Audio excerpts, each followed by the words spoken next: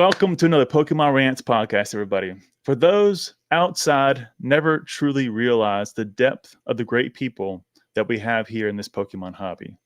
They surely don't think they will find a well-spoken and articulated gentle giant that will vend a Pokemon convention, run an MMA fight, win some Jiu-Jitsu championships, all while giving you tech advice once you regain consciousness. These are just a few of the trades that Jake at Jarchomp Collectibles has ventured down. Luckily, Jared on that grade school bus so many years ago did not have to challenge these skills, but he instead happily took the $6 for Pokemon Red that ultimately became the catalyst to start the passion for Pokemon that Jake now finds himself making a full-time living in. This journey and so many more we're going to unpack here today. So please join us as we step into the ring of insightful conversation and welcome Jake to the Pokemon Rants podcast, episode number 51. Jake, welcome in again. Thank you for having me. Apologize for the technical difficulties. Who knows what was actually going on, but glad to be here. Yeah, glad you're here, my friend. Glad you're here. All right, everybody. So we're going to jump it all in, but Jake, just introduce yourself real quick. I'm sure everybody already knows who you are, but I would love to kind of give you that opportunity to introduce yourself. Yeah, I'm Jake, or otherwise known as Jarchomp Collectibles, Pokemon, TCG, and video game hobbyist who kind of turned this whole thing to a full-time gig after leaving the corporate world. And yeah, we do a lot of vending at shows all across the country now. And my wife is kind of our CMO, makes all of our content specifically for YouTube and the shorts that appear on TikTok and Instagram and elsewhere. And we're just having a fun time with it. And Jake, we always ask the same question here, just to kind of, again, color the conversations. Your background in terms of education is in? I have a bachelor's degree in political science and Russian language. So Really? Not necessarily applicable to Pokemon, but yeah, I got a degree, graduated college back in 2018, and then went into the financial services industry, and then went into the tech industry after that. And that's kind of where I left to go into Pokemon late last year. Okay. Russian, really? Political science? what was the thought? Where were we gonna go? So I grew up in a Mormon household, and one of the expectations for Mormon boys is to serve on a 2-year mission. And so I lived in Siberia for 2 years and learned to speak Russian while I was there. Wonderful. I want to hear more about that later. I like that. Sure. All right, I think this is going to be something that I'm going to enjoy because, as I was mentioning to you right before the podcast started, I think there's a lot of similarities between the two of us. And we had a lot of overlaps in terms of our history and where things cross paths. Now, I got a little bit over 10 years on you, but other than that, I think we're going to have a lot of good things come out of this. I'm going to enjoy it a lot. Yeah. So before we really dive in, though, I want to hear actually about your mom or dad, perhaps both, because when we talk about collecting, they were not really like in video games. They weren't like in the cards. You guys, I imagine, had a really hard time collecting, and you have 2 brothers, if I'm not mistaken, right? So 2 brothers, one younger, one older. Yeah. And a sister. Older brother, younger sister. Okay. And how was that journey trying to start collecting, trying to play video games, and mom and dad's just not having it? I wanted to hear some of the early story there and what that challenge was getting started. Yeah, I mean, very traditional household, as I kind of alluded to, religiously. And, however, I wouldn't say that like collecting in and of itself was something that was taboo in the household. My dad grew up and collected baseball cards. Okay. And got us into collecting some baseball cards. We were big baseball fans. I grew up, that was my main sport as a kid. I played baseball all through life and into high school. And, we had season tickets to the San Francisco Giants games. I grew up in Northern California. And so I went to just a Nice. ton of baseball games as a kid. And so, collecting the cards of the players that we got to see in the stadium. And That's fun. I have fond memories of that. But I think it was just kind of like specifically, pop culture stuff that my parents Okay. didn't really care for. And so we didn't have, any video game consoles other than like a family PC that we kind of would put games on as kids. And my brother and I loved to play on the computer. And so we'd play RTS games and racing games and that kind of stuff. But yeah, the early stories that I'm sure you maybe have heard a bit about are, we had neighbors and friends just like everybody growing up back then whose kids had Pokemon cards and games and stuff. And we would go over to their house and butter them up and find out they had some duplicates of whatever card. And they'd give us some cards and we'd come home with them. And our parents would be like, where did you get these? Because again, they're traditional people. They don't want their sons to go over and just take stuff from other people's houses. Fleece the neighbor for all of their collectibles and whatever. And we weren't doing that, but they don't know that. They didn't know that it was just, schoolyard generosity and that kind of stuff that still happens today. But yeah, the only reason we kind of got into the cards was because we had a little bit of exposure to the video games. My brother, obviously, he is 34, so he's a few years older than me. And so he was around it before I was. And anything your older brother does, you want to do as a little bro. And so, we kind of, I think my first exposure to Pokemon was the cards, because I didn't get my first Game Boy game till I was like 6 or 7. But we had a neighbor who had some like jungle and fossil cards when I was, I don't know, 4 or 5 that I remember. Oh, wow. I remember, coming home with that my dad wasn't very pleased we came home with. I'm surprised because much like yourself, mine was baseball initially because I was always visiting my family from Ohio. So Cleveland Indians was the thing. To your point, going to the stadium, watching the games, getting the cards. Were you a big Jim Thome fan back then, I bet? No. I actually got out of baseball quite early. So that for me, probably mid to late 80s. Oh, okay. So before then. Yeah. And then I was in basketball cards. But I was going to say, I'm surprised that your dad saw the Pokemon cards as so invaluable and not a collectible or not something I want the kids to have. Yeah. I know he broke down later. There were a few IPs that he just couldn't handle. He wasn't happy about. Pokemon was one of them. He hated the Power Rangers. And he hated the Teenage Mutant Ninja Turtles. And we agreed with him on those latter two, but the Pokemon, for whatever reason, we were just all about it. I don't know. I disagree with Ninja Turtles now. You done offended me. All right. We'll let that slide. We'll keep going. But no, I didn't think that your dad would have been a collector, honestly. And so based on some of the stories I heard and me just trying to visualize what that would be like, I'm like, well, perhaps he just wasn't like, I don't want anything collectible in the house, keep the house optimally clean, junk.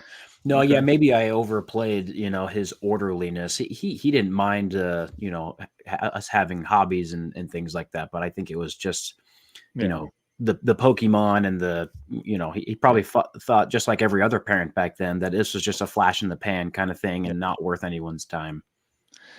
I get it. I can see that. Wasting money on stuff like that. That's right. And then one of the things I think kind of ties in nicely to this, Jake, is your older brother. He was actually a pretty big inspiration. You kind of alluded to it already. In your collecting journey, your Pokemon journey, many things really. Speak a little bit about that and what it was like having that, 3 or 4 years older than you? I think you're 31 almost exactly 3 years older than me, which means, and there's a 3-year gap between he and I, and then my little brother, there's a 6-year gap. And so there were a lot of years where it was just me and my older brother that were having to spend days together, summers together, and that kind of stuff. And so, again, pretty natural that the things that he was interested in, I was interested in. Oh my gosh, he was calling me on the phone just then. Sorry, I had to red button him. Sorry, bro. We ended up being interested in similar things. And we had overlap in video games primarily is what we shared a lot of interest in, and then Okay. that extended into Pokemon, and we had cards back then. Since then, I've kind of re-entered the card hobby, and he's still more into the video games more than anything else. But your younger brother is too. He runs his own YouTube channel with it. he has YouTube, and he streams on Twitch a few times a week. And yeah, he mostly just plays video games right now. I think he's doing a playthrough of Pokemon Fire Red. Nice. I love it. Yeah. I watched that one in terms of the podcast that you have with him. It was really good. I enjoyed that. Thanks. I enjoyed that a lot.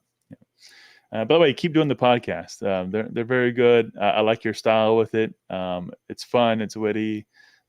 It feels very natural. So I enjoy it. Thank you. Yeah, I think like anything else, if you can find a hobby or a genre that doesn't feel like work and you can be yourself with it, then that organic kind of approach is gonna shine through. Yeah. If you actually like it, Right. Really enjoy it.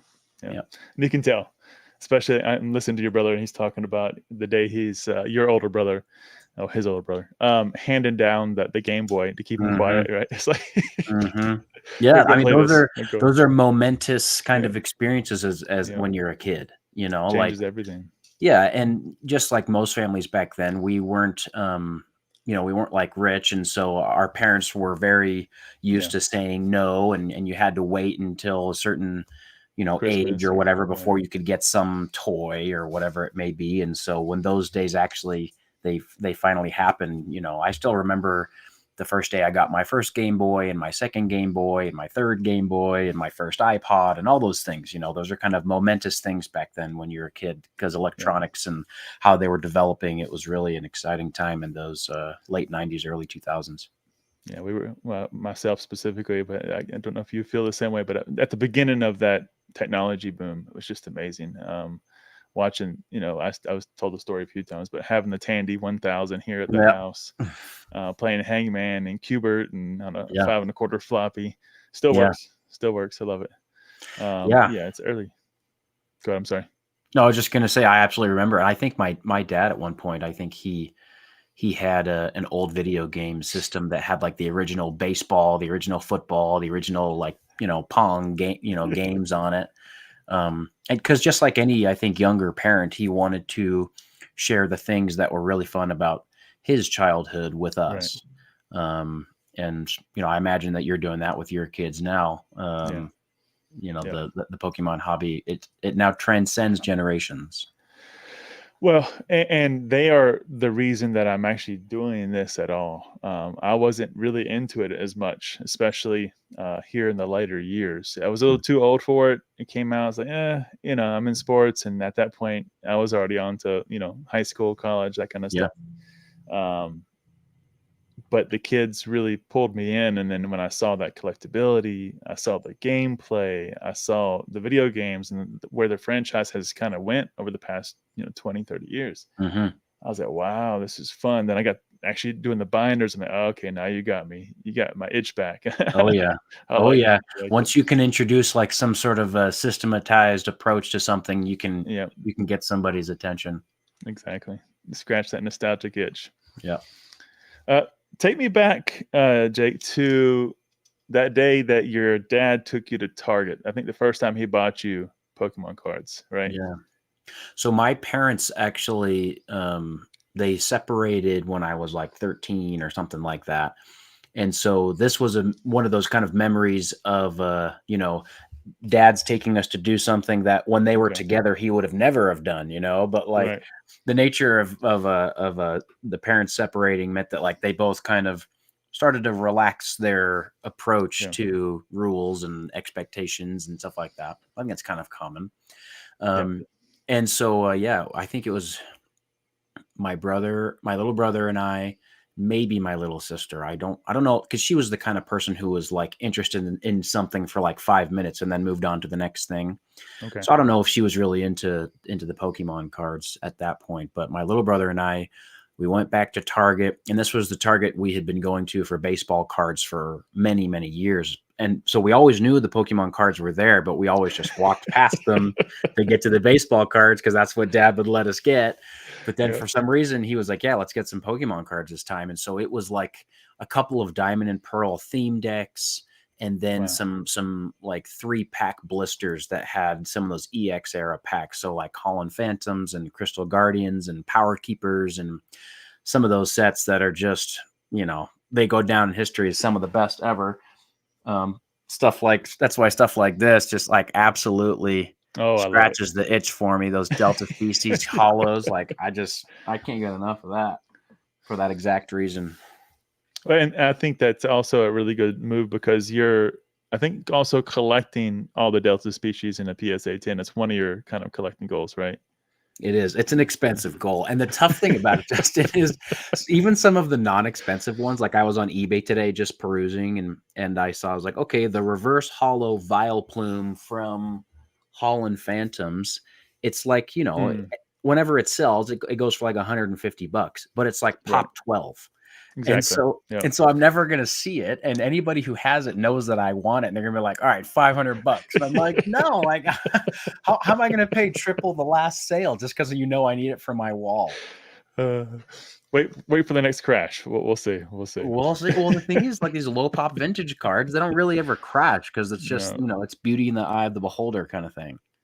And people who have them usually are the collectors that are trying to do a full set or have some type of a nostalgic tie back to it. So it's hard to get some of those. I knew when I signed up for this pursuit of these cards that it was going to be a long road and potentially, and definitely expensive. But, you know, it was one of those things that like, you know, I do this professionally now, and we'll get into this as we go along. But I think it's so important to keep the passion alive, and the way that I found to do that is to put these big goals in front of me, and they're not necessarily like big financial goals because I think you know, if you collect all 9 or 10 or whatever Poncho cards, it's probably worth more than all 100 Delta Species cards from a financial standpoint. But the chase for these is going to be way more difficult because it's like I was at Collecticon this past weekend and I saw, you know, 500 PSA 10 Ponchos, but I only saw 2 or 3 PSA 10 Delta Species cards. So, and I bought them. I'll take that one and that one. And that. And that's actually interesting because this won't be necessarily the transition point, but I do want to maybe pull that string a little bit because many times when we talk about doing this full time or even somewhat semi-seriously, it's hard for many to keep that collecting going, to keep that true enjoyment of where we started going. Yeah. Everything turns to inventory and it just gets flushed away and then it's just a numbers game. Yeah. Do you have a very intentional approach to keep that there and not let it be just a numbers game? Yeah, absolutely. I have to. Okay. Because, and you know, you probably know this, you know, when you've worked in a job that pays you really well and you have stable benefits and, you know, the people that depend on you can really count on you being a provider. You know, that feeling of surety and stability, it's hard to give up. And, you know, if I was going to give it up so that I could pursue this line of work that I'm doing now, it better be because I actually love doing this. You know, obviously I'm working towards a place where it's as financially lucrative or even more so than previous lines of work. But I knew at least in the beginning it wasn't going to be. So I have to pursue it in a way that's actually enjoyable. And I know for a fact that means that compared to other vendors or other sellers or whatever it may be, I'm not going to be growing as fast as them from like an inventory or finance standpoint. But I think I'm okay with that because I think the approach that I'm taking now, at least in my mind, is one of the long game, longevity, because I actually like it and I'm happy I want to do it for many, many, many years. So yeah. I share the same sentiments, Jake. I was just sharing on Instagram today. I bought 2 staff cards from my good friend here in the chat, Chef 954. Hey, buddy, good to see you. Shout out, Chef. And I bought this for me. I wasn't buying them. I knew exactly where they were going to go, right in the binder. And it's funny because I was in the stream. And I said, "Hey, do you have any staff cards available?" He was doing eBay lives, by the way. And he goes, "Oh, I got just the thing for you. I bought this and I thought about you. It's a super cool card." And he pulled it out. It's a Poliwag, and it's got that old kind of cross stitch to it. So it's the Pokemon Play cross stitch with the staff stamp. I was like, nice. Gotta have it. Yeah, I love it. Very But yeah, cool. keeping that alive is important to me. I still, open packs with the kids and the wife. My wife collects as well. Yeah. So we still do that. We still play TCG together, downstairs. It's fun.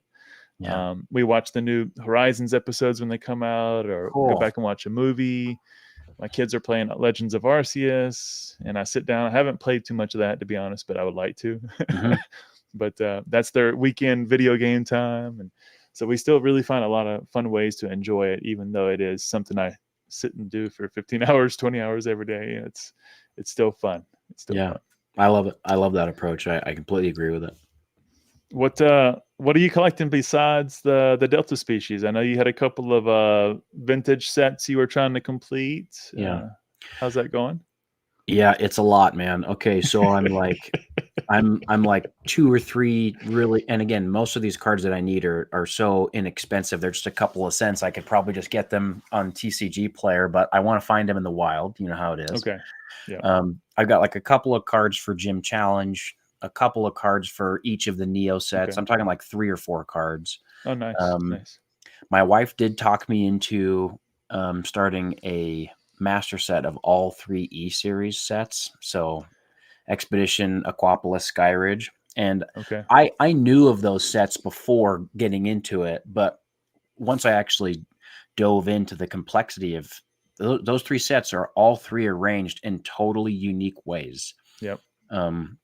Expedition has hollows and non-hollows, and a reverse of both the non-hollow and the hollow. And so it's like this, like there's 2 identical cards, but with different numbers. And there's a similar story for Aquapolis and Skyridge. And so they're super complex. And I did the math, and it's just shy of 1,000 total cards between all 3 sets. So I bought a binder that can fit 1,000 cards, and they're all going in here. So Expedition, nice. And then Aquapolis, and then Skyridge. So I'm working on that. So whenever anybody walks up to the table with e-readers, I'm like, bring them on. I probably need every single one that you have. I'll take them all. That's right. I like it. I think you said yes to that challenge before you knew the details of the sets. Well, I knew it was going to be daunting. But man, love knows no bounds, Justin. When the wife says jump, I just say how high. I love it. Speaking of the wife and the love, what is she collecting? Oh man, great question. So she only likes vintage cards. She likes half art vintage hollows. But if there is no hollow, then she'll take a non-hollow, like a non-hollow first edition. But she just finished her first page, her first official binder page. It's a 12 slot page of vintage Mew cards.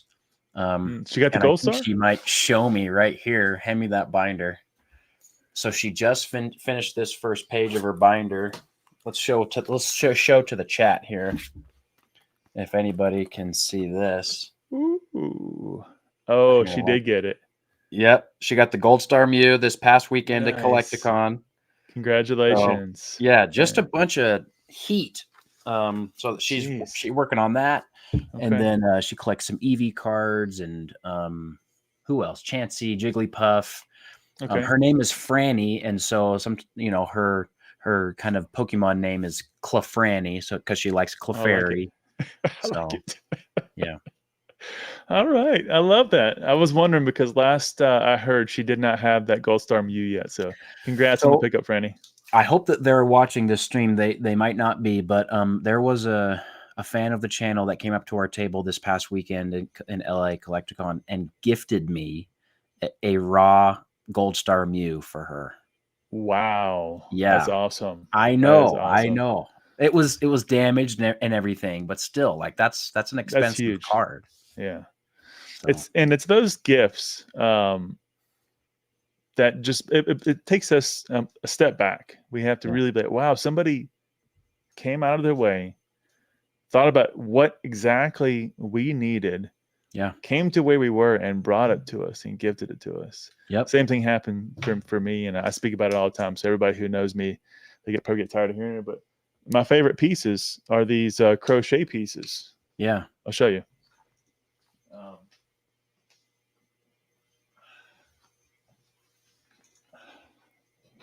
Oh, look at that, Lugia. That's crazy. I absolutely love it. I absolutely love these. That's so cool. So a friend in the community, she hung out. Her and her husband, Christian and Crystal. Shout out, you guys. Love you guys.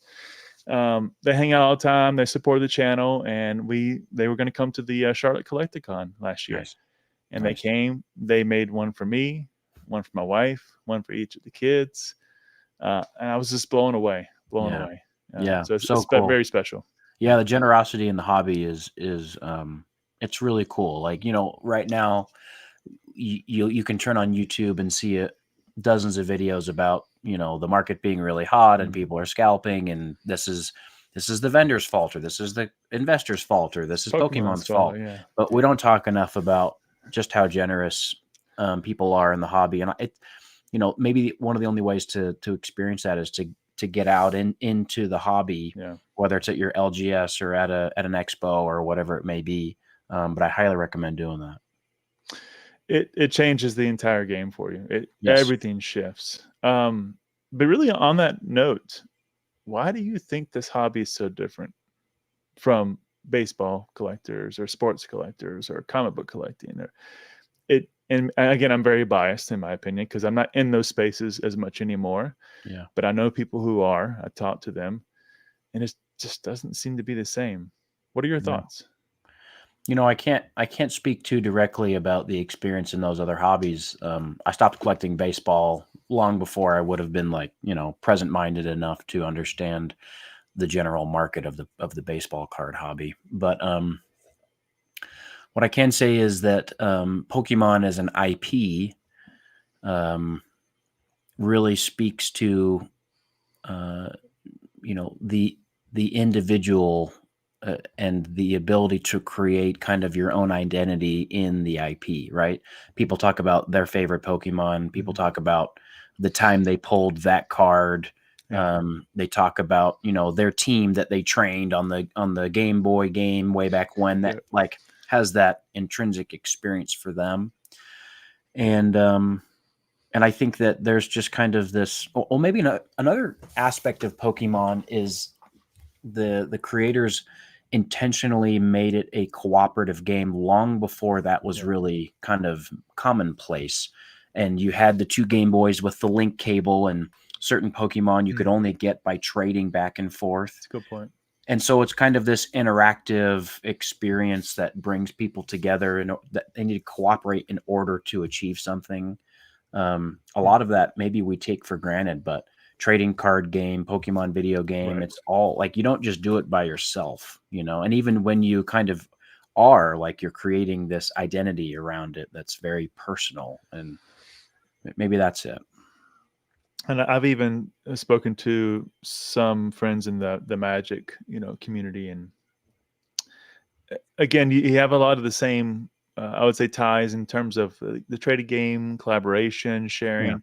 But I do feel like there's something special here with Pokemon. So Yeah. I'm glad we're here. And I'm glad we're part of it, and I'm glad we're now connected. That's for sure. Yeah, for Yeah. sure. Moving into a couple other things in collecting. I love the fact that you were in the beginning when you came back. What was it, 2020 when you came back into collecting? Into cards. Yeah. Yeah, into the card side. Um, oh yeah, I forgot to ask you why did you come back? What was the thing that brought you back in? I mean, there's a lot of different factors. Number one Love to hear. being that I had graduated college probably about 18 months to 2 years before that, which means Okay. I had gotten a real job and started to have, disposable income. Yep. Okay. Because again, like once I got into high school and then later on, financial security was something that I was really concerned about. And then once I got that, it was like, oh, okay. So like I have a little bit extra money. Like, what do I do with it? And I'm just kind of I think I'm kind of playful at heart and just wanted to get back into the things that I really liked as a kid, just like a lot of people. And then, the commonplace answers were like, there was the shutdown of the entire economy and people were inside more often back then. And all those indoor hobbies kind of flourished back in 2020. Okay. Yeah, I was wondering what brought you in. I think that makes a little sense. I think you even stopped somewhere like at a Target or something, rip some ATVs, and at some point, and maybe this is where I'm getting the time frames off. You can correct me where I'm wrong. You started to have or tried to have rip parties with your family, like with your brothers. You'd buy them some booster boxes, try to get them to degen and just rip them up, and they're like, no. So every time that they came over, you'd try to get some product, and you guys would all just kind of rip together. Yes. Nope. You still there, Justin? Yeah. Your video froze for a second. Okay. I can hear your audio though. Okay, let me do this really quick. Sure. Tell Franny quit playing video games. Yeah, exactly. Sucking up all the bandwidth. The O face, yeah. He does get the O face. Real quick, while he's checking that out, I just want to say a quick thank you to everybody here in the chat. Thanks for coming to hang out with us here tonight. I saw Fish Can't Swim coming in a little early on. Ian, good to see you, Ian. Thanks for stopping by. Marty S. Of course, Drew's in here, number one mod in the game. Appreciate you, Drew. Got Nate's in the house. Allison Silverland, good to see you, buddy. Thanks for stopping by. Nope, he'll come back in 1 second. We have, who else did I see? Chef came in the house. Appreciate you, Chef. Just cleaning up in the kitchen. Be there soon. No worries, buddy. Thanks for stopping by. All right. New camera angle. Can you see me all right? Yeah. I can see you. I can hear you. Did you? We had a camera guy. Sorry. Oh, okay.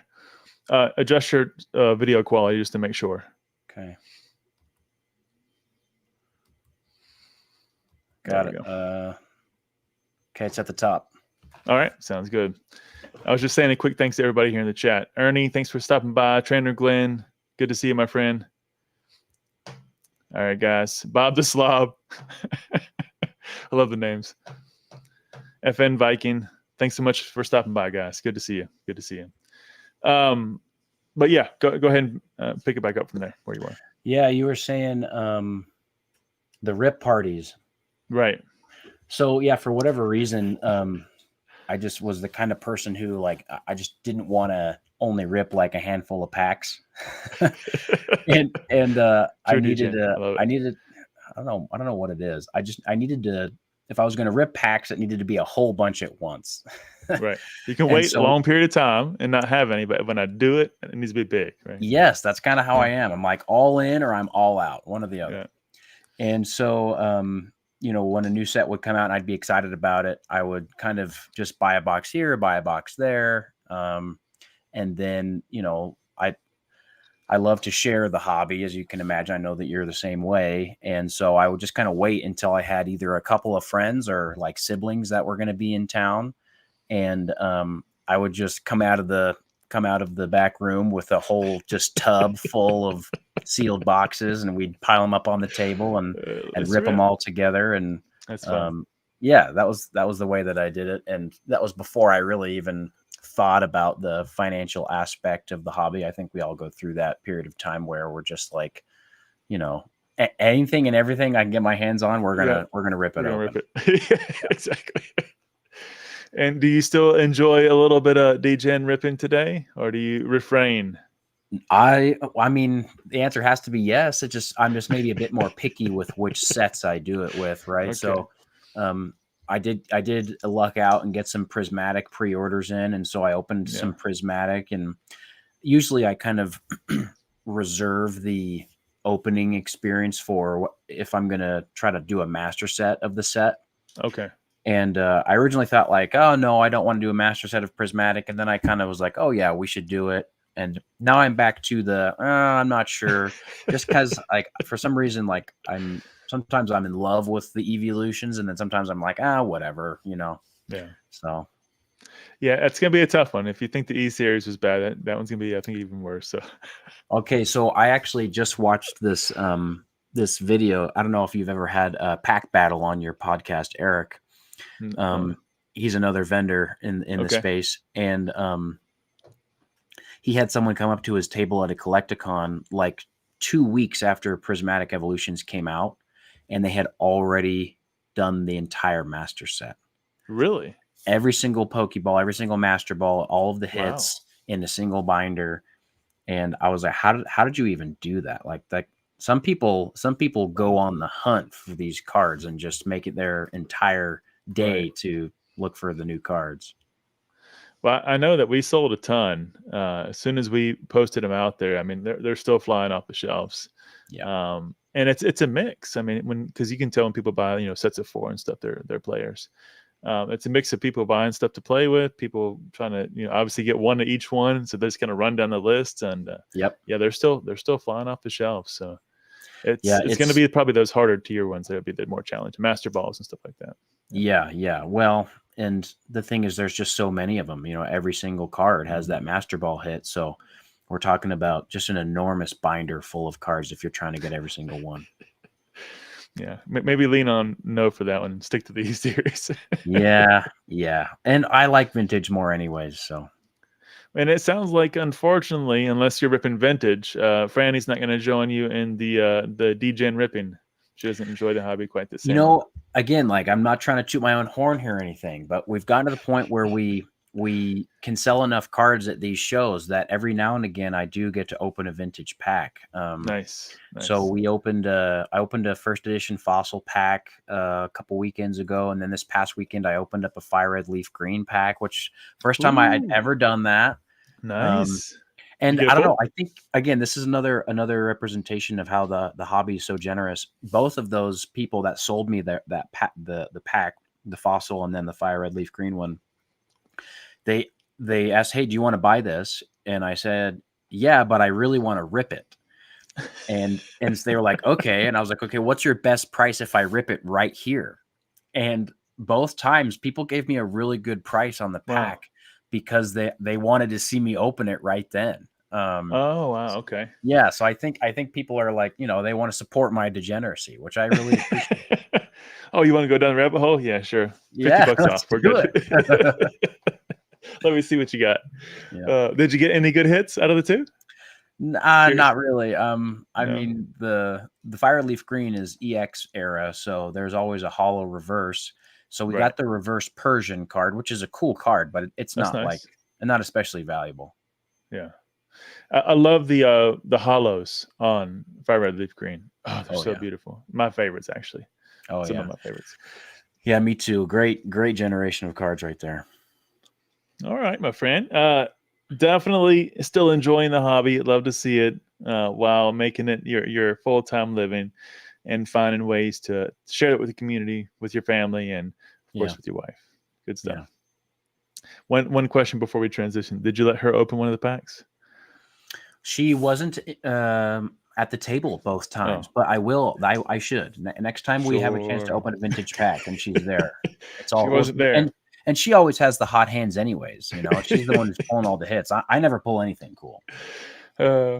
The vintage ones, I think, are a little harder for me. I was like, I don't even want to open it. I just want to look at it. I just want to enjoy it. Yeah, no, it's a big risk, big reward. But the way I look at it is like, I could open $300 worth of Surging Sparks, or I could open like one fire red leaf green pack. So what am I really going to remember? The chef says the fire red leaf green has the best reverse hollows ever. Yeah. Yep. They're hot. They're good. I agree. I just got the Snorlax and the Arcanine, and it has that Pokeball texture. Yeah. Such great cards. All right, my friend. I think we'll look to maybe move this over to your business career life a little bit Okay, and talk through that a little bit. let's do it. So I know you got into the tech space. You mentioned finance, and what was the transition there? Were you running into like a finance tech company? Talk us through a little bit about your career path and how you landed up maybe at that last corporate job. So the finance was high net worth investing. And, Okay. I kind of had stumbled into the financial services industry because Mm. my senior year of college, I got a job at a brokerage firm, and that kind Oh, of okay. laid the groundwork for me to have enough experience to get this other job at a bigger firm once I graduated. And once again, I was graduating with a degree in poli-sci and Russian, which doesn't necessarily set you up for a very specific career. And so I was excited to take a job right out of college, and it paid well, and financial services, it can be lucrative for sure. Right. And so I was doing that, and we moved down to Texas. We were in the Dallas area for about 18 months after we graduated. And we just kind of, for whatever reason, at that point, about 18 months in, we just felt like we needed a change, and we didn't like fall in love with that metropolitan Okay. lifestyle. My wife Yeah. grew up in a very small town, and so the Right. DFW area is very busy and very commercial, and we were thinking about moving back to Utah. And we had some connections at a tech company that was in a totally different industry, but seems to have a product that I could align with. And so we reached out to them, and they made me an offer based on my sales experience and leadership experience and stuff. And it was a total shift in career trajectory. But I bet. we were still very young and thought it would be worth the risk. And that was at a software as a service company that did HR software, business to Okay. business. Okay. And worked there for four and a half, a little over 4 years. And Okay. yeah, In sales or no, it was actually in customer success, so account management yeah. originally. And they were a really small company when I joined. I think I was like employee number 60 or something. Wow. Okay. And then by the time I left, they had crossed over 500 employees. So it was like, I got into the Wow. ground floor and experienced a lot of growth, and got to, be promoted and lead teams and then department and that kind of stuff. And that was a really cool experience to Yeah. A lot gain of good those skills skills. in a short period of time. Yeah. Um, and then, yeah, about October, 2 Octobers ago, so October of 2023 is when I did my first ever show, Vending. And from there, for about 6 months, I did like maybe a show every month or every other month, Right. and it went really well. I mean, I didn't keep especially like detailed ledger of our profits, because it was just still kind of a hobby, and Right. sell some things here and buy some things there and just have a good time. But then for whatever reason, in April, May of last year, I was like, you know what? Let's just kind of take this more seriously, and see what happens. So Hmm. concurrent to still working at that tech job, I was traveling out of state every other month to do the card shows in other states. And once we kind of established that we could sell thousands and thousands of dollars in a single day, it was like, okay, well, if we can do this, then that's, there's Right. some financial opportunity there. And then, by that time, there were already a lot of creators that were making vendor point Yeah. of view content that I was consuming to kind of learn about the space. And, we decided we wanted to try our hand at doing the same thing. And so we made our first vendor POV video from a front row card show in Vegas from July of last year. That really sets you on a interesting trajectory, I think. Which I do want to dive into many aspects of this. It's the content, the business, the vending, but I do want to roll back to the push, maybe pull. So the push away from maybe the corporate job, and then the pull into Pokemon. What was the kind of key trigger? Things changed at the corporate job. Pokemon was kind of going well. Speak a little bit to that. Definitely the latter is true, right? The Pokemon was going well. You know, we had taken the vending more seriously, so our inventory was starting to increase in value. And then our first few videos performed really well on YouTube. Like for I think our channel had like, you know, 15 subscribers in July, and yet that first video that we put out ended up getting thousands of views in the first month or so. And so we were like, wow, okay, so there's an appetite for this. So there was the pull, right? It was like, hey, there's opportunity over here, and maybe this is worth the risk. The push is from corporate is a much, much more complicated conversation, right? Like we're talking about a company that I felt like I had treated very well, and they had treated me very well for many years. I was an early adopter. I had quite a bit of company stock because I was an early adopter. Right. Experienced promotion and was leading a department, and it was like full steam ahead for having a career in tech for as long as I wanted. But you know, I just like any other career, I experienced some stagnating growth and felt like for a year or two or 2.5 or so, I was kind of doing the same thing day in, day out, and it wasn't like energizing me, which actually speaks to why I was getting into mixed martial arts and these other hobbies that I was diving into. It was because I was trying to find challenge outside of work, because work wasn't presenting me with those intrinsic growth opportunities like maybe I was really hungry for. So yeah, there were many conversations with, higher ups about, hey, what about this? What about, blaze this new trail or try this new thing or take on a new challenge or whatever it may be. And they just didn't materialize in the way that I wanted or at the pace that I wanted, which is totally fair. Like you can't just call your own shots at every business you work at. Give me this and this and this now. Yeah, it doesn't work like that. And so, that kind of feeling of relative stagnation in conjunction with the Pokemon stuff going well, I was like, okay, well, I don't have kids, and I'm, I know I look really old, but I'm still pretty young. And not even close, buddy. You don't have a single gray hair yet. Yeah, no, I can't grow a beard yet either, so that tells you something. But we felt like it was a time that we could take a risk, and obviously the driving force for any major decision in my life is going to be whether or not my wife and I agree on it.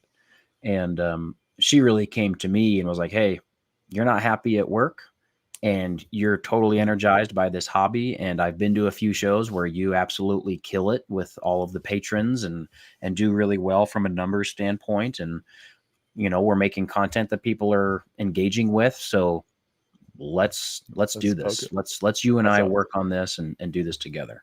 So she came to you with that.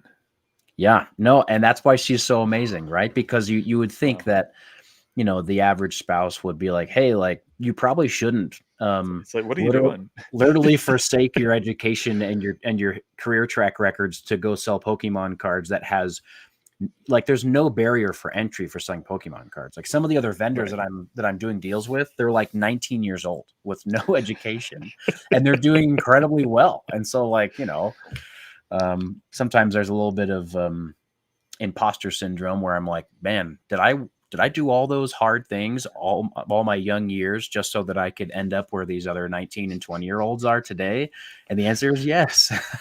Well, in a sense. But before I speak to that, I do want to also compliment her on some of the things that she said, just to really kind of tailwind back into how she came to you with this. Because when you asked her, what was she most excited about? It was really two things that stood out to me. One of them was working more with you, because that having that time together, and she articulated very well. But most married couples have their separate jobs, and they maintain their life, but they're not really spending too much time together. Right. And this is completely the opposite of that. As you guys been together and you're working on videos together and so on and so forth. Yeah. Not to mention enjoying the hobby together. Yeah. And then the second part of it was she wanted to help you support the things that you're good at. Yeah. And I rephrased it slightly, but that's what she was most excited about. And I was like, wow, that's awesome. Yeah. That's awesome. Yeah. So No, shout out to it Franny. really, yeah, it really is. Shout out Franny. She's one in a million, and very grateful to be married to somebody who wants me to live a life that's meaningful to me, because Yeah. that's not always the case. True. And now that we're out of the corporate life and we know what it's like to just be able to spend every day together and solve problems together, and Beautiful gosh, we thing, wouldn't right? have it any other way. Right. It changes everything. Changes everything. Yeah. I want to speak to the two things that you mentioned. I don't necessarily think that we went down our corporate path to end up in the same place a 19-year-old. Now, Yeah. on the surface, it may look that way. But I strongly believe that the things that we learned and the skill sets we built along the way in our corporate careers and lives in general are the things that differentiate us. And that's what can set us apart from that 19-year-old that doesn't have as much experience. Maybe they're really good Sure. at one thing, but I don't think that they're going to have that same level of. I'll give one simple example. I was in the tech space as well, worked a lot with customers, Yeah. dealing with problems, people that were upset, um, helping troubleshoot to make sure that they could find their way to the solution that they're satisfied with. And Sure. applying that to Pokemon, at least so far in my experience, has been so needed and welcomed. Be like, your customer service is amazing. I can't believe it. And they have good reviews. And I'm like, I thank you. You had a product. You didn't get what you needed, for example. I want to make sure you're taken care of. And Yeah. I appreciate your business. And like, well, nobody's ever even said these things to me before. I'm like, Yeah. they should. No, This is the it's a way it great should point. be. It's a great point, and your point's well taken. And my wife and I talk about that all the time, which is, we come from this place of, compared to someone who maybe hasn't gone through those skill developing experiences in their career, we come from a place of competitive advantage. Yep. But I do want to say that, when my brain goes to that comparison place of like, oh, well, the 19-year-old might have, this incredible inventory, but I have XYZ over them. I really try to immediately eliminate that train of thought, because I truly believe that the best way to succeed in this more entrepreneurial pursuit is to not perceive all these other people and vendors and businesses as your competition. Right. I'm really not competing with them. What I'm trying to do is I'm trying to build an identity in the space for myself and for my wife and for our business and the way that we're going to do business, and just work really hard at it and iterate and improve over time and hope that it's received well. And so I wish success on all the other people, regardless of their experience level or education or whatever. Maybe the only people that I don't wish well is those who have bad intentions, but we're all going to end up where we end up, and hopefully the cream rises to the top. And I think it will. And I spoke about this many times. The bad seeds get weeded out. They don't get invited. We see them in the people that are here for the right reasons. We see them and we're like, yeah, no, I'm not going to participate. I'm not going to support you in X, Y, or Z. And they eventually leave. And so I think you're 100% right. I do want to roll back to one other comment, though, you made about the struggle and not being challenged. And I think even Chef, mentions it here. My main issue is I'm not challenged anymore and can't go up any higher. I'm stuck. I feel you. And I was going to comment, much of the same. I was in the IT group, and we were probably 3,000 plus employees. Yeah. Not just in IT, but in the company. Yeah.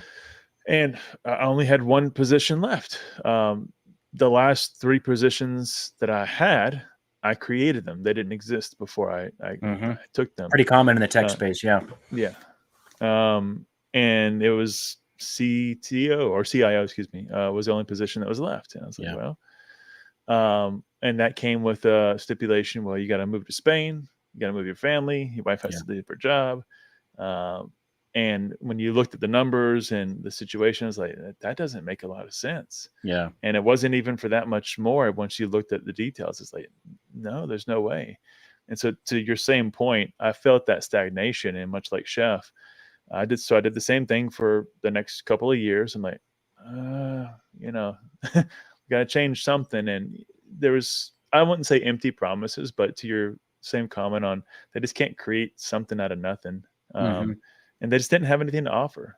And that was the truth, but they can't tell you that. We have nothing to give you, sir. You just stay there and you keep doing your job. Yeah, you come in excited every day. It's more like, oh, we're working on it, and it's going to come in time, and we appreciate your contribution. Which again, they're an organization, and I don't hold, and similar to you, I don't hold any ill will towards an organization who's self-interested in self-perpetuating, and they want to retain people that can do the job well, and that's just how it is.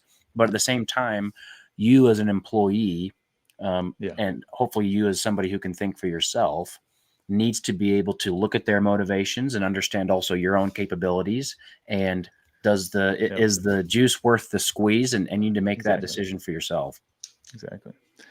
So right there with you. But unlike you, mine was different in terms of when I left, and I kind of alluded to it. Mine wasn't necessarily by choice. We were acquiring a bunch of companies. We were trying to go IPO. Everything was being outsourced, and essentially went overseas. Yeah. You, however, chose to leave. I want to hear a bit more about that decision, because that's a pretty big decision. Gosh, Justin, you are digging deep. This question specifically was the source of probably the most heartache that I've gone through in many years. And it was because I had 3 options in front of me that all seemed equally meaningful and equally possible, and would bear fruit, but all in different ways. And they all had pros, strong ones, and they all had cons, really strong ones. The 3 options were like stay where I was at and try to kind of stick it out as a director level person, and hopefully just the organization would grow and the opportunity would present itself to move into a VP role that was essentially doing the same thing, but with a higher title and more money. And it's like, okay, there's that. Or I was contemplating moving over to sales, because I have a sales background, and maybe being kind of a lone wolf salesperson and stripping myself of all titles, but making a good living and maybe having a bit more flexibility over my schedule. Or leaving the company altogether and pursuing my own business. And, I see myself as someone who is probably even to a fault, very self-sufficient. But even I called my dad and asked him his idea, his perspective on the situation. What is it? And that's a big thing for me, not because he doesn't give good advice, and he was very helpful, honestly, in the conversation. But I'm just so probably overly prideful that I usually don't make those phone calls, but I did. I did, and his answer was actually to stay at the company and to go into the sales role, because there was just so much to lose by leaving the company from a stock standpoint. And I kind of was of that same perspective, and then went back to work for a few days and talked it over with the higher ups, and there was just still too much friction and not enough not enough meat on the bone, as it turned out. And then again I just kind of arrived at the place where I was like, let's just send it, let's just risk it, and we'll be comparatively poor compared to maybe what we were at a couple of months ago. But then again, Justin, like my wife and I, we got married when I was 22 and penniless and no car and no degree. So like, it can't get worse than that, right? So we've already been there. We can make it work, especially with all sorts of career experience. And so far we've been able to put a lot of the hard lessons Hello. learned into our business. But just like anything else, and I'm sure you're experiencing this, there was new problems to solve all the time, and it's never easy. And it might be Pokemon and kind of whimsical, but it's still business. There's still numbers, and there's still hard decisions to make. And but it's been a challenge, and I'm really enjoying the challenge. Yeah, and it's a reoccurring theme that I see with you. I'll touch more on it later, but and your wife actually, both the same. You guys really keep moving to spaces where you can push yourself, you can grow, whether that's moving locations, whether that's changing careers, changing jobs, a hobby, going to the MMA, whatever it may be. Like you need to do something, to, in a sense, get punched in the face so you can learn how to fight back. Right? That's right. Maybe physically get punched in the face. And so we'll touch on that a little bit, because I think it's a underlying part of who you are that drives a lot of the decisions that has led you here. Yeah. What did your dad say when you told him you were going to do Pokemon full time? He was proud of me. At the end of the day, like what any good dad wants for their kid is to make a decision and to commit to something that is meaningful to them. Right. And so, maybe there was a part of him that thought like, well, dang, that's definitely a much bigger risk than what we talked about the other options being. Right. But at the same time, I think he saw me as someone that, and I have a track record of this, of just doing really difficult things and committing myself to the process of learning how to thrive in those scenarios. And I think he saw, because by that time we had put out probably 3 or 4 months of videos, and he was witnessing how I was doing when I was at the table, and the natural skills and abilities. To see you at work. Yeah, he was seeing me in my element and seeing me, manage 5 transactions at once and take in trades and remember 5 million different cards and all the sets all at the same time in my mind. Right. And so he saw that I was proficient, and so I'm sure that in his mind it was like, well, you walked away from a lot of stock, but he's entrepreneurial at heart. My whole family is, and it was just kind of a matter of time before I unhooked the shackle corporate. Yeah. Everybody said, "Man, I should have been buying him more Pokemon cards when he was a kid." The thing, I don't know. I feel bad because in his mind, he probably looks back on those times where he took our cards away and was like, it wasn't even a big deal. He didn't have anything cool or, any expensive cards or anything. It honestly wasn't that bad. But, in the mind of a 6-year-old, when your dad takes your Pokemon collection, it's devastating. Life is over. Life is over. That's right. That's right. Well, it's funny because I can share the same. And we got a couple of shout outs here for some love. Fellow SaaS, customer service people here. Good to see you, Dan. Yes.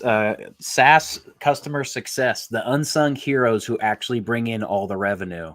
Right. They fight behind the scenes, fix all the issues.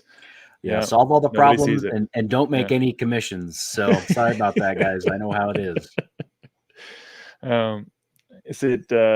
McCougar here is it gives you a safety net for sure, which is great. Yeah. Well, that's the thing about tech, and you know this, Justin. Like the American economy is service based and technology focused, and software might not be as where it was maybe 5 or 10 years ago, because we've got all these, the AI companies are really at the top of the game, but software is, and business to business software is just an enormously lucrative business. And if you don't know that, look no further than Salesforce as far as the type of revenue they do in a single year. And because of that, they can pay their employees very well. And so there's money to be made when you're in software, and any role in a tech company like that. And it provides a lot of stability for a comparatively low amount of physical labor. And it's hard to walk away from, because you probably know this. You'd come home from work and you would be mentally tired, but you could still put in 5-6 hours of hard work. Like that's how I was able to do an MMA fight after work. I'd just go to the gym and be there for 4 hours, and like, you know, I'd be tired when I come home, but it's totally possible. Yep. And so one of the decisions I was going through was, do I really need to leave my job, or can I keep both plates in the air I at the see. same time? Right. And we did for a while, and it was tough, but it worked. The real kind of, I guess, straw that broke the camel's back was just the feeling that I was having when I was at work, that I wasn't spending my time in a way that I really truly cared about. It's funny how our subconscious already knows the Oh, yeah. answers, and it just takes us a little while for the frontal lobe to say, "Hey, what are you doing? Come on, let's make a change here." And that's the thing. I'm a person with an enormously rational brain right here in the front. It's like, why are you walking away from thousands of stock options that like my cost basis was like 12 cents a share? So like, there's just so much money to be made. But I also believe, and maybe this is for someone in the chat, I also believe that, and this is so cliche to say, but you really do only live one life. And I don't really care for the end of my life to be the number or the amount of money that I made, or whatever it is. I would like it to be, I would like it to be that I spent my time, my very limited time, working on something that was meaningful to me and brought me into a community that I cared about. And it was something that was mine, you know, like as high up as you go at a company, a corporate company, and as all the security that you have, if you aren't the owner, then you are building somebody else's dream, which, like, you know, totally do it if that's what fits your life. But for me, that just kind of, I was like, oh, I want to be building my dream. Exactly. Wait a minute. Yeah. No, and I use the same type of analogy for my wife a lot of times, because sometimes, as you know, we go through challenges in life, and things make us forget what we already know, and we tend to be in an emotional state, or just not thinking rationally. And one of the balances and checks I always do between my wife and I is, all right, well, if we die tomorrow, does that matter? Does that really matter? Yeah. And that usually brings you back real quick. It's like, all right, no, that's not important actually at all. Great I'm not going to point, give that Justin. any of my time. Yeah. Another juxtaposition that I'll throw out there, as far as like the difference between corporate work and then kind of starting your own business or striking out on your own, is that in a corporate environment, you know, the larger any sort of system or company gets, the less efficient it gets, right? Yep. There's more inputs for less outputs. Yep. And what that means is that there's a lot of people at a lot of companies that are working, but the work that they're doing really isn't moving the needle. And maybe they don't know that, but it's just not, because the system is not as efficient as it was when it was just 2 or 3 people. Yep. And so you go to work and you can work all day long, but then like nothing really changes or nothing really happens. But when you're in a small business and you're alone or in a pair or in a partnership or in just a handful of people, every decision you make can be fast and it can be meaningful. And that's the kind of stuff that rang true for me, is like, I wanted to move fast and I wanted to take risks and I wanted to try new things. And in a corporate environment, once you get to about above 100, 150 people, you can't do that anymore without like a whole bunch of red tape. Yep. You gotta make decisions, go through HR, talk to the marketing department. Yeah. Oh man. And the egos too, man. Like so many egos of people who have to sign off on your idea. And it's like, gosh, guys, I don't care about how you feel about this. And there's like, let's just try new things. You know, what's the worst that can happen? But you know, a lot of bad stuff can happen. The entire company can fall apart, I guess, you know? Yeah, it can. I mean, but we do lose the efficiency. And I think that actually speaks a lot to why you like the vending so much, which is a perfect segue. Yeah. Because you get the immediate feedback. You get the immediate ability to make a difference, to connect, help them complete their collecting goal, whatever it may be. Yeah. Or introduce somebody into Pokemon for the first time. And that's happening every 2 or 3 minutes. Like, it's like, No, One yeah. after the other. Talk about instant gratification. You're making somebody's day like 50 Yeah. times an hour. Yeah, that's got to feel good. Yeah. So you moved into vending. You've been doing that now for about a year, at least full time. What's that time frame Full for me? time. I quit my job in October, so 6 months. October. Okay, 6 months. Okay, but you've been doing vending for far more than a year. Vending Part about time. 18 months, but again, Yeah. you know, it was Yeah. very, very hobby level until last April. And looking from that perspective, why vending and not the online website, brick and mortar, or some other aspect? This is such a good question. Gosh dang, you got all the good questions. I have strong feelings about this, and I might Okay. eat my word. I might eat my words on this, right? Because it is Okay. not a secret. It is not a secret that the one of the most lucrative things you can do in the hobby is to sell things on a streaming service. I have peers and people that I see at these shows that sell uh, hundreds of thousands of dollars of Pokemon cards every month. And some that make hundreds of thousands of dollars in profit every single month on Pokemon cards, but they don't do it in person. They do it through their streaming service, whether it's Whatnot. eBay Live or Fanatics or Whatnot and Drip and all these other things. And for me, as someone who sees that and has business savvy enough to identify these different revenue channels and try to weigh their pros and cons, it seems like an obvious decision that, like, now that I'm at a place where I'm accumulating large amounts of inventory every other weekend or so, that I would sell it online. But what I know for a fact is that I love selling in person. And I think there's a world in which I try some sort of online, whether it's live selling experience or a website at some point at some level. But I can't see myself ever moving away from vending. Okay. Even though it's a lot of work and travel and everything, I just absolutely adore the experience of being able to, someone comes to my table and they're like, "Oh my gosh, I'm looking for the Psyduck from 151." And I'm like, "Oh my I gosh, got it. I have 10 copies of it. Pick your favorite." That's so much more fun to me than, putting up a single card in front of a phone and hoping all the people bid until it's $20 over market price. No offense to any specific platform, but yeah, I think the vending from a seller's perspective, I'm able to be a much larger benefit to the hobby that way than through a streaming service, even though there's a lot of money to be made on a streaming service. Yeah, very much true. Yeah. No, and I can see your perspective. I struggle with it as well, and I've said it publicly, which is why I didn't go and they came knocking on the door or whatnot. And Of course.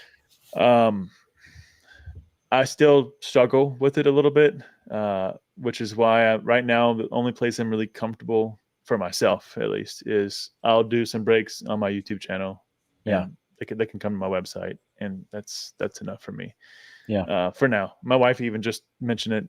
I think it was yesterday. I was in there. I was actually celebrating Chef's Live. He had, like, I don't know, I was like 2,000 people watching. This is crazy. I'm so happy for you, man. So I texted him, like, on his phone. My wife's like, "Oh, how's it going?" I was like, "He's doing really good." She goes, "Have you thought about doing eBay Live?" I said, "Yeah." I thought about it. Well, that one's, not so easy to get into, but Yeah. similar platforms. But yeah, I don't know, man. It just doesn't quite resonate with me the same way, I think. So Yeah. I can understand. I agree. I think, and all of these services and even other smaller ones have reached out to me and they're like, "Hey, like, do you want to be a partner or some sort?" And we have all sorts of incentives that we can offer you and things like that. And I absolutely appreciate that. But I am, I don't know, I'm really concerned, and maybe this is just moralistic, hypothesizing, but I'm really concerned with trying to preserve a good experience for the collector, because that's what I am. Like, if I was someone that was coming to a live stream or to a vendor table, and I'd only been in the hobby for a couple months, I would really hope that the savvy, experienced seller would treat me well and would treat me like they're not just trying to make a buck off me and then on to the next, Right. but they're wanting to create an experience for me that's going to keep me in the hobby, because that's what's best for everybody long term. And I don't see that on most of these platforms, and so I'm worried about being affiliated with that. So that's kind of where I'm at. Yeah, we won't beat the dead horse here, but one last thought is, I think this speaks a lot to maybe the foundation of where you and I stand, and that is we're trying to find the best ways to put the good back into the hobby. Yeah. And keep it for what is the best long-term decision so it can survive. Yeah. I agree. Real quick, got a couple of comments here. JM said, yeah, I couldn't agree more back when we were on the business topic. It is business at the end of the day. It may be Pokemon cards. It's fun and we love it. We got to maybe reminisce some childhood memories, but the reality is it's still running a full business. And much like he mentioned, when it's just 1, 2, 3 people, like it's a lot of work and it's fun, but you got to do everything: your marketing, your sales, your customer service, your sourcing. You name it. And another thing that's pro and con comparing a small business to corporate here is, when I was in corporate, at least the majority of the time, I'd leave the office at 4:30 or whatever, and I wouldn't think about it again until I went back to the office in the morning. But when you're striking out on your own, every single minute of the day is a time when you could be working on your business. And as you grow and create content and stuff, there's already more opportunities and options than I have time to even consider. And so that can weigh heavily. And so if you're the kind of person that wants to have a work time and a non-work time, then you have to consider whether or not a small business is in your best interest. Yeah, because you don't have any any time. When you run your own business. Which is one of the reasons why, and again, we can get into my background and my family and everything if we want to, but I have tons of entrepreneurs in my family, both sides, uncles, grandparents, my dad, etc. And I love the idea of the freedom, but I was also observing them. Number one, just the comparative lack of stability at times. Some of them are very financially successful, but there's always been boom and bust when you're in business. And so I grew up in that and was like, hey man, like I recognize the entrepreneurial spirit in me, but I'm also like, I really want to make sure that I've got food on the table and I don't have to worry about those things. Eventually as I experienced the life in corporate, it got to the point where I was like, all right, let's go ahead and take that risk. But it is a risk, both with your time and with money. Couldn't agree more, man. It's my wife sometimes looks at me. We're driving somewhere. She, you okay? So, I'm sorry, sweetheart. I was just, my wheels are churning. My wheels are turning. Yeah. Sorry, honey. I'm thinking about pivoting our entire business in a different direction and using all of our working capital to do something we've never tried before. Yeah. Tomorrow. Can we take a look at the insurance and see if it can cover us if XYZ? Yeah. I gotta leave for 3 weeks. I'm going out. Yeah. I'm driving 12 hours to Portland. Make sure that you get a cat sitter. Gotta go. Bye. Yeah, exactly. Got a little love here from Ben. This crushing as usual. Can't wait to watch the vid tomorrow. Yeah, I ain't got the place to watch it either. Tune in. It'll be live in the morning and part 1 of our Collecticon experience. So tune in, guys. So do you actually have a vendor POV tomorrow? Morning? What time? I think we put it out at like 7 a.m. local, which is we're in Mountain Time. Okay. All right. So. I won't keep you too late, man. I didn't ask you how many hours you had. Oh, no. Well, we just have to finish the editing tonight, and then we'll go to bed. We usually get to bed kind of late night anyways, the day before a new video. All right, man. Well, I apologize if I'm going to make it even worse than it usually is. We're having fun here. Yeah, I like it. One thing that I wanted to hear a little bit from you on is, what does it take to set up and prepare and even maintain doing the vendings as frequently as you're doing it? You've obviously got a lot of experience under your belt now. Talk a little bit about just a couple of things. Do you research the demographics in the area you're going to? Sourcing the inventory, setting up, tearing down the table, maybe some of the issues with the long days and no breaks, and just kind of speak to the behind the scenes that I think anybody that doesn't do it or has only tried it a few times maybe don't see. Gosh, great question. I alluded to this earlier about how,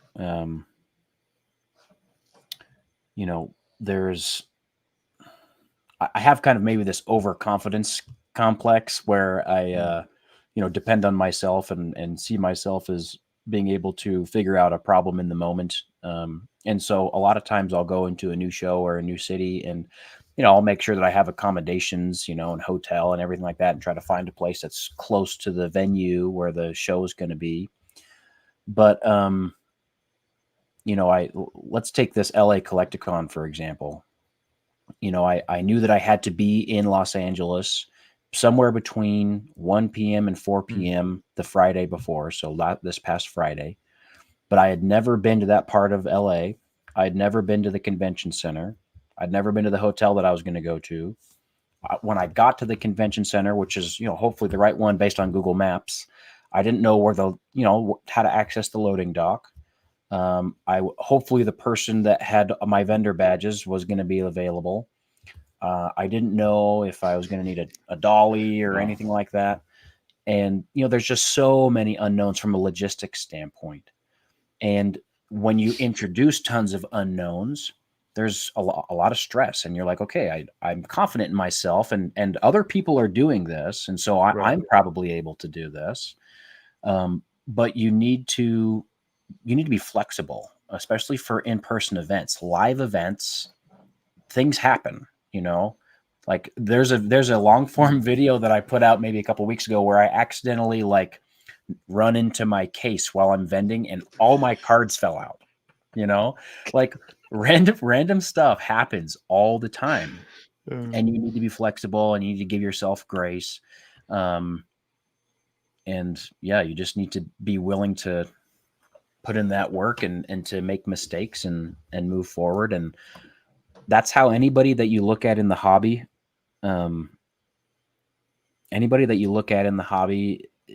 who has success, they obtained it through experience and making mistakes and learning from those mistakes. And I think that I think if you want to get to their level, then you're gonna have to do the same thing. I mean, walking into that, obviously some people have a very difficult time with uncertainty, not knowing, trying to step into this place where, to your point, how am I going to load this, get my badges, can I get in the door, where's my table? It's a lot of unknowns. Did anybody help you in those early stages to kind of walk you through it?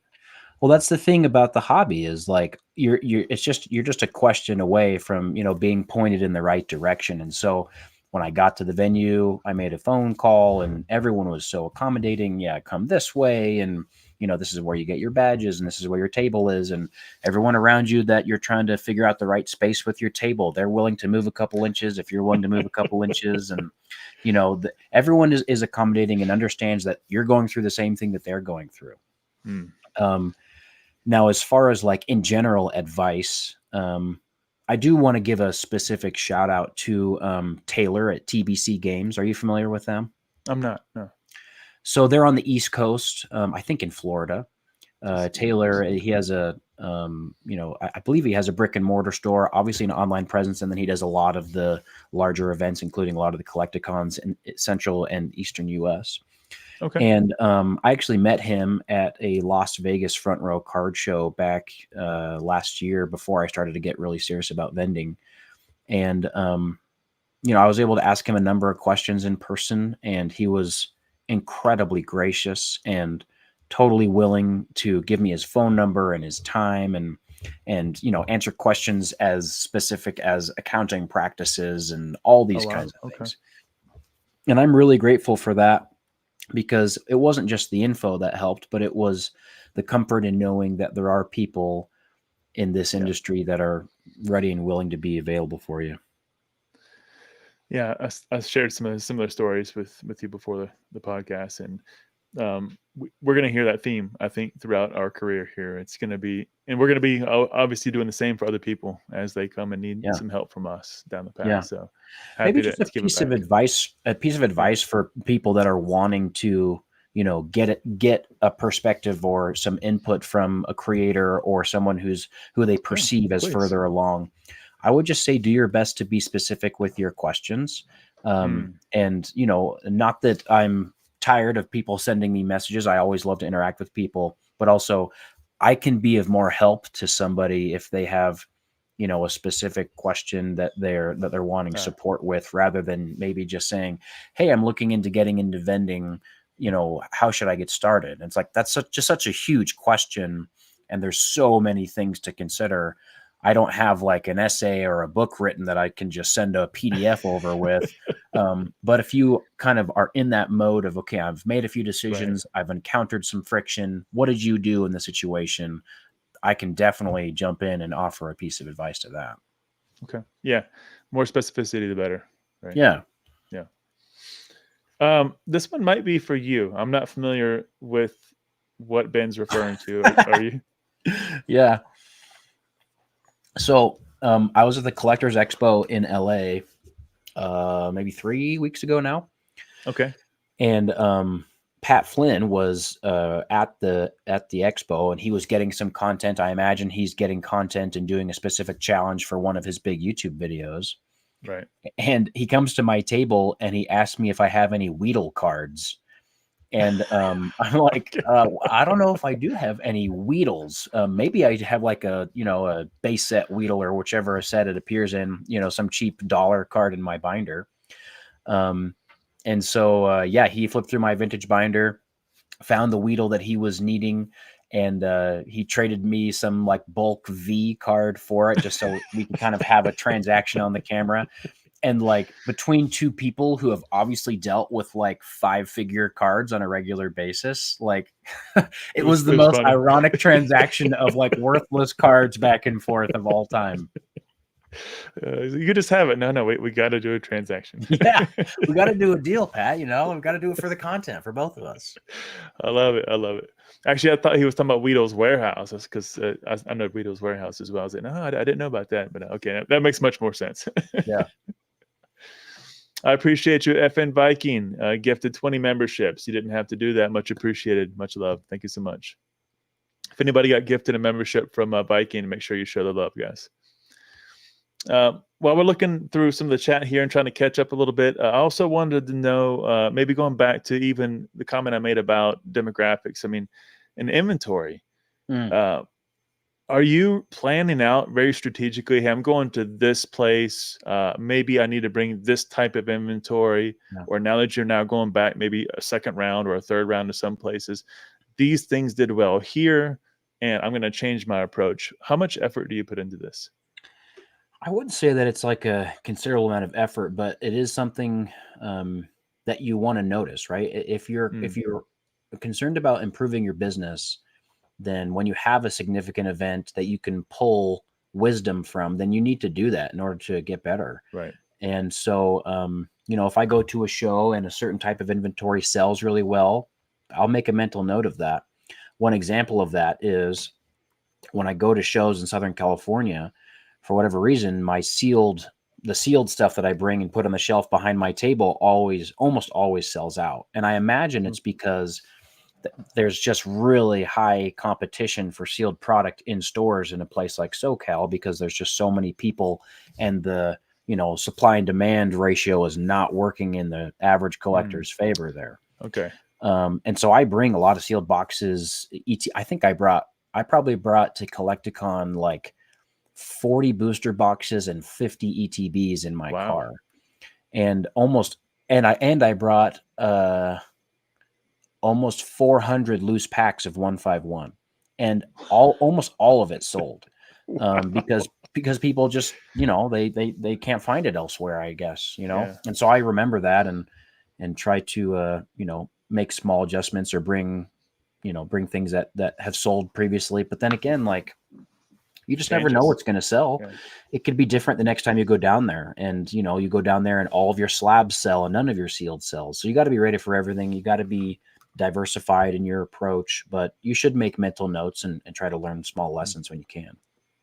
Are you looking at any research like before you go? Like, hey, what's been selling on eBay lately, or before the next show? Or are you basically you're already sourcing, building up what you're already going to take, and you don't do too much look left or right?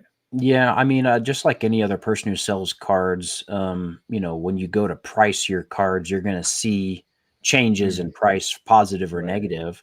Lately, it's been all positive, and so you got to be ready. And you know, I think Dylan from the Bulba Store got interviewed recently, and someone asked him like, you know, his approach to pricing, and he basically just said, hey, like, you got to have a good price, and a good price is a price that the savvy collector will recognize as fair to market value.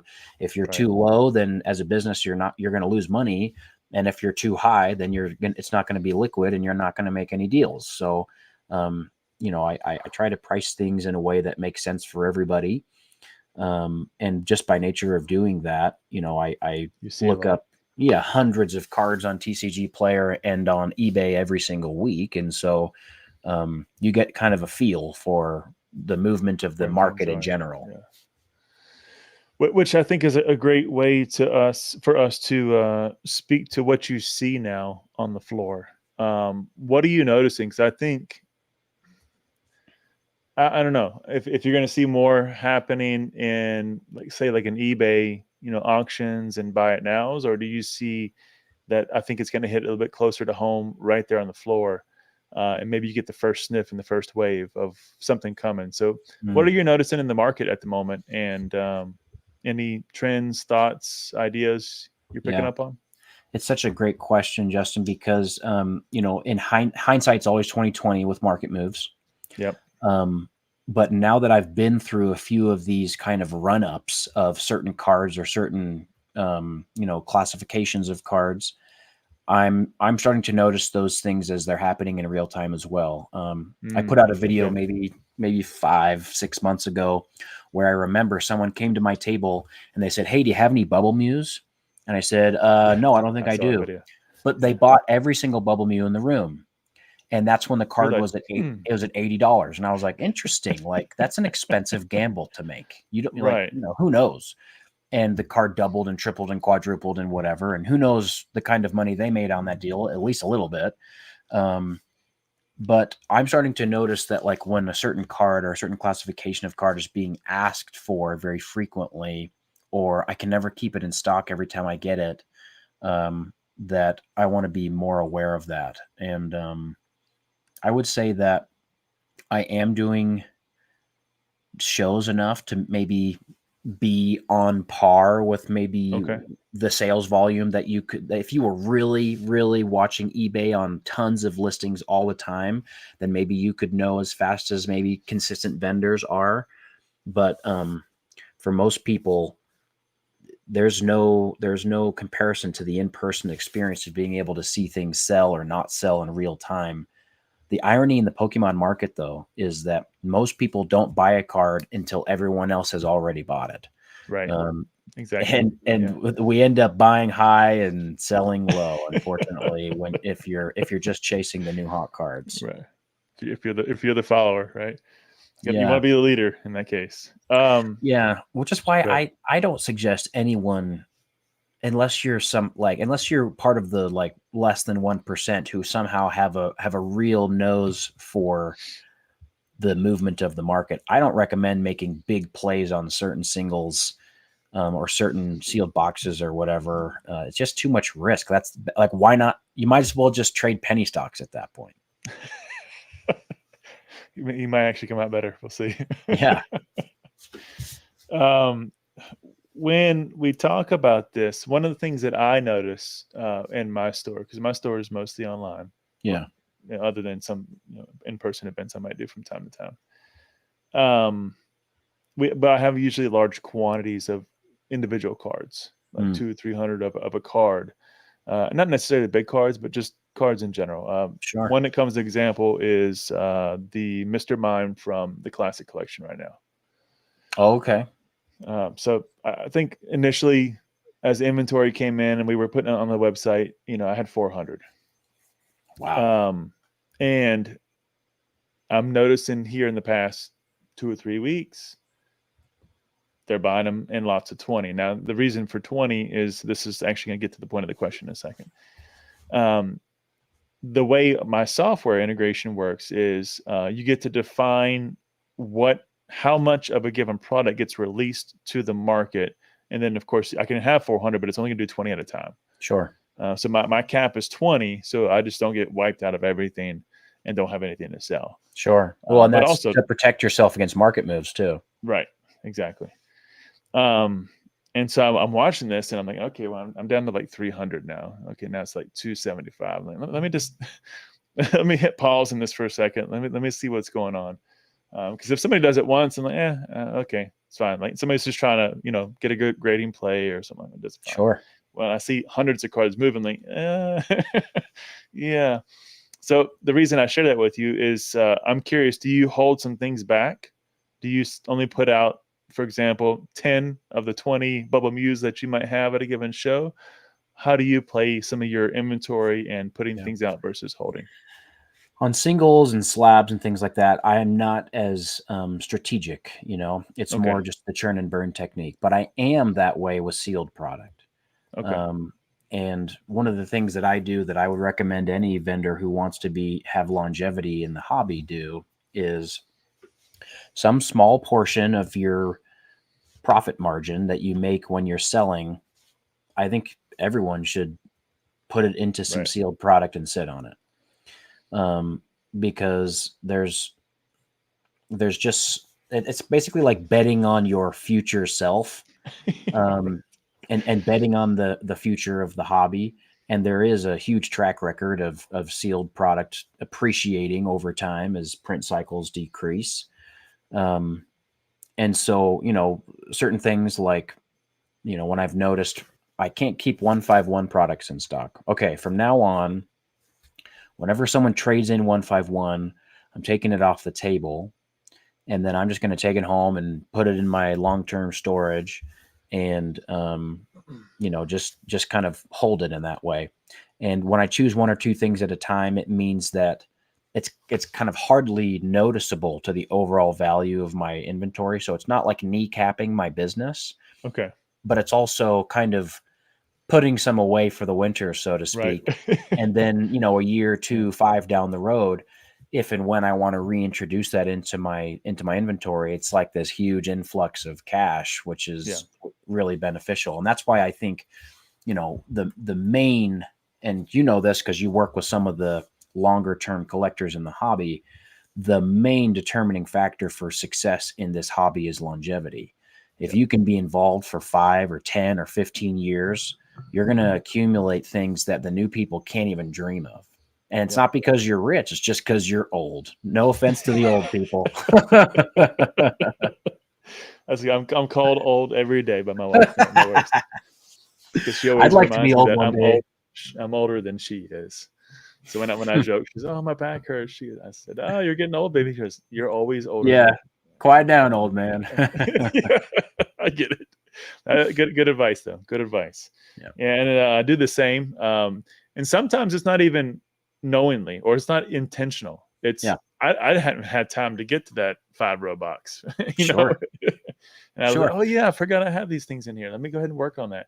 Oh, the market's really moved. Yeah. Yeah. Once you have a big inventory in a room that it's in, like there's no way you can have every pack or every card in the front of your mind. And so things get left behind. And I was watching a podcast. I think it was between Twice Baked Jake and Robo Skills. And they were talking about how they found like an entire ETB that was just full of sealed Greninja Gold Star promos from the Celebrations box. And back then, like you couldn't give those away. Yeah. And now they're like $1. now they're like $8 or $10. And so like, oh, I just found a box that's now worth $500 to me. And I thought it was just trash. Right. Exactly. Hold it long enough and it will turn into something. Yeah. Hopefully something good. Right. I'm curious, after doing this for a little while, you've seen a couple of cycles. What's something you like a lot about what you do in the vending space specifically, and something you really dislike? I mean, I got to put in one selfish plug. I really like that people come to my table and sell me things that I want to keep for me, and so I get to buy things sometimes that I keep at a margin, which is nice, you know. Right. It's nice when you pay, you know, $80 for $100 card that you wanted for yourself. So yeah, and I think that honestly that would happen for anybody that is in the right place at the right time, right? Going to events in person, you're going to end up, you know, making plays and getting cards and doing trades that end up benefiting you in the long term. And then something I don't like about the vending experience. Yeah, vending, yeah.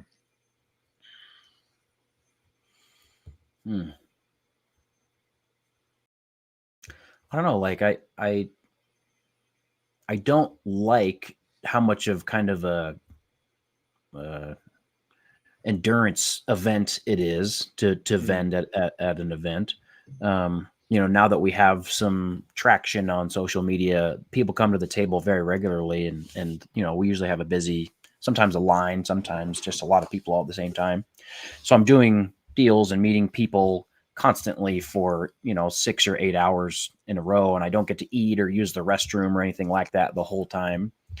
And so that can be like uncomfortable, but at the same time, like I think I've just kind of trained for this, right? Like if I can put myself through an MMA training camp, that level of discomfort is definitely less than just, you know, shaking hands with friendly people at a show. Yeah. So I don't like that part of it, but it's also like, it's not a deal breaker for me. Okay. Yeah, I think that would probably be the hardest part for me, would be just standing there. I love to eat. I like to move around. I got a bad back from the military, so I got to sit down sometimes. So I don't know. It might be a little hard to do all weekend. Yeah, Justin, and you bring up a good point, which is like, and you know, this is going to sound cliche, but like I legitimately train and work out hard so that I can be in good enough shape to be able to have longevity at the table and be able to like be not just available, but like be socially present for people that whole time. And I think that's one of the reasons why we've done well. It's because whether you come at 9 a.m. or 11 a.m. or 2 p.m. or 5 p.m. or whenever, you're going to get my attention, and you're going to be able to you know, have that interaction with me. And I honestly think about being you know, in physically good enough shape to be able to do that on, you know, a daily basis. Any tips in that regard? Because that's actually really good. Even to mentally be, you know, alert. Now, one of the things I think of when I said, well, how could I do that? Definitely fasting can put you in that state of high mental awareness. Yeah. And you're indirectly fasting. Yes. Yeah. Forced fasting. Do you do anything else leading up to or even to recover after, just to make sure that you're in a good place and you're not crashing and burning? You got to get good sleep. You know, if you can, like, I almost guarantee that I'm not going to get enough sleep during the weekend of the event. But if I can get enough sleep leading up and then catch up after, that's important. That's not too bad. But at the same time, I also want to say that, and it might not be obvious that this is the case, but because I travel for these events, you know, when I travel, I either sit on a plane or sit on a car, and, you know, you don't really get to eat the food that you always eat, and you don't eat at the time that you usually eat. So you get thrown out of your routine. And in my opinion, both before and after an event, you need to do something to intentionally put yourself back in your routine. And so, for example, when I got back from LA on Monday night, the next morning I woke up and I hit like a hard leg workout, and like I didn't want to, and I was tired, and you know, just been sitting in a car all day the day before, and all the things. But that kind of shock to the system is it was enough to kind of, all right, we're back in the routine, we're back home, we're back into doing the things we need to do. Yeah, I used to do something similar when I traveled a lot. I would actually, when I got to my destination, I'd check into the hotel. It's usually like to Spain or to India or Yeah. something like that. Yeah. And I would go right to the hotel and work out. Yep. And then I got myself into a cycle where, okay, now I can run in their time schedule and I can last another, whatever, 12 hours, and then I'll go to sleep. Yeah. And that usually helped me transition almost within the same day versus taking 2 or 3 days to, yeah. No, that's exactly right. And again, I don't want to toot my own horn here, but like vending, if you're taking it seriously, doing it full time, is a ton of work and a ton of travel. And you need to do things to take care of yourself and to put your body into a physical shape. If you want to have longevity, in my opinion, you need to be able to do that. Yeah, I think it helps for everything in life, right? Of course. Yeah. All right, so let's take a look at something a little bit more abstract for a second, and then we'll touch on some content creation because I was listening to a bunch of different stuff, more around personal growth and getting my mind in the right mindset. I'm very careful what I take in. And I think this one was from Matthew McConaughey, if I'm not mistaken. And so, we often define ourselves a lot by what we want to be, what we want to achieve, uh, what do we want to do in the next 10 years of our lives. Um, but the reality is, it's really easy to also define yourself by what you're not. Um, and I can look and guess and assume maybe what you want to be, but I want to actually ask you the inverse. And I want to know, what are you not? And now, and what you know you don't want to be as you move forward for your life. Yeah. No, it kind of harkens back to some of this kind of motivation and self-help type of content that I consumed when I was a little bit younger. Is you want to have something that you're running towards, but then also Right. something that you're running away from at the same time. That's how Yep. you kind of get better motivation.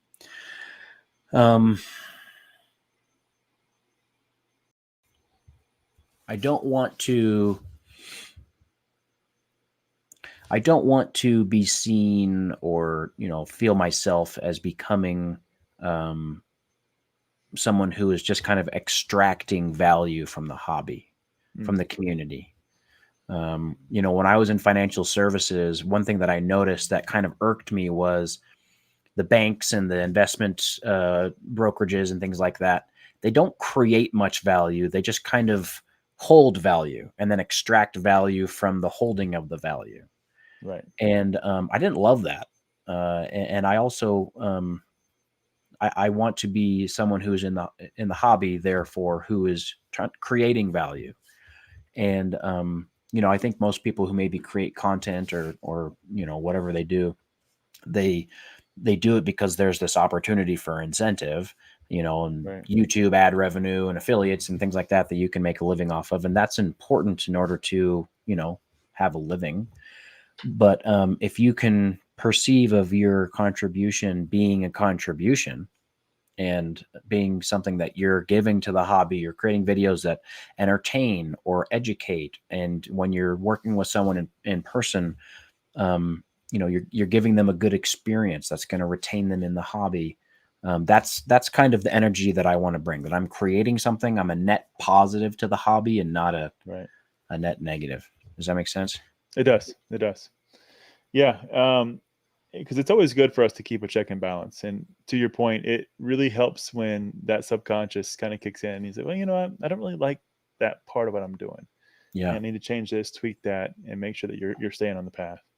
Yeah, I absolutely think that, and I had a conversation with a vendor, and they'll remain nameless for now because this isn't a story that they told me that should go public, but Sure.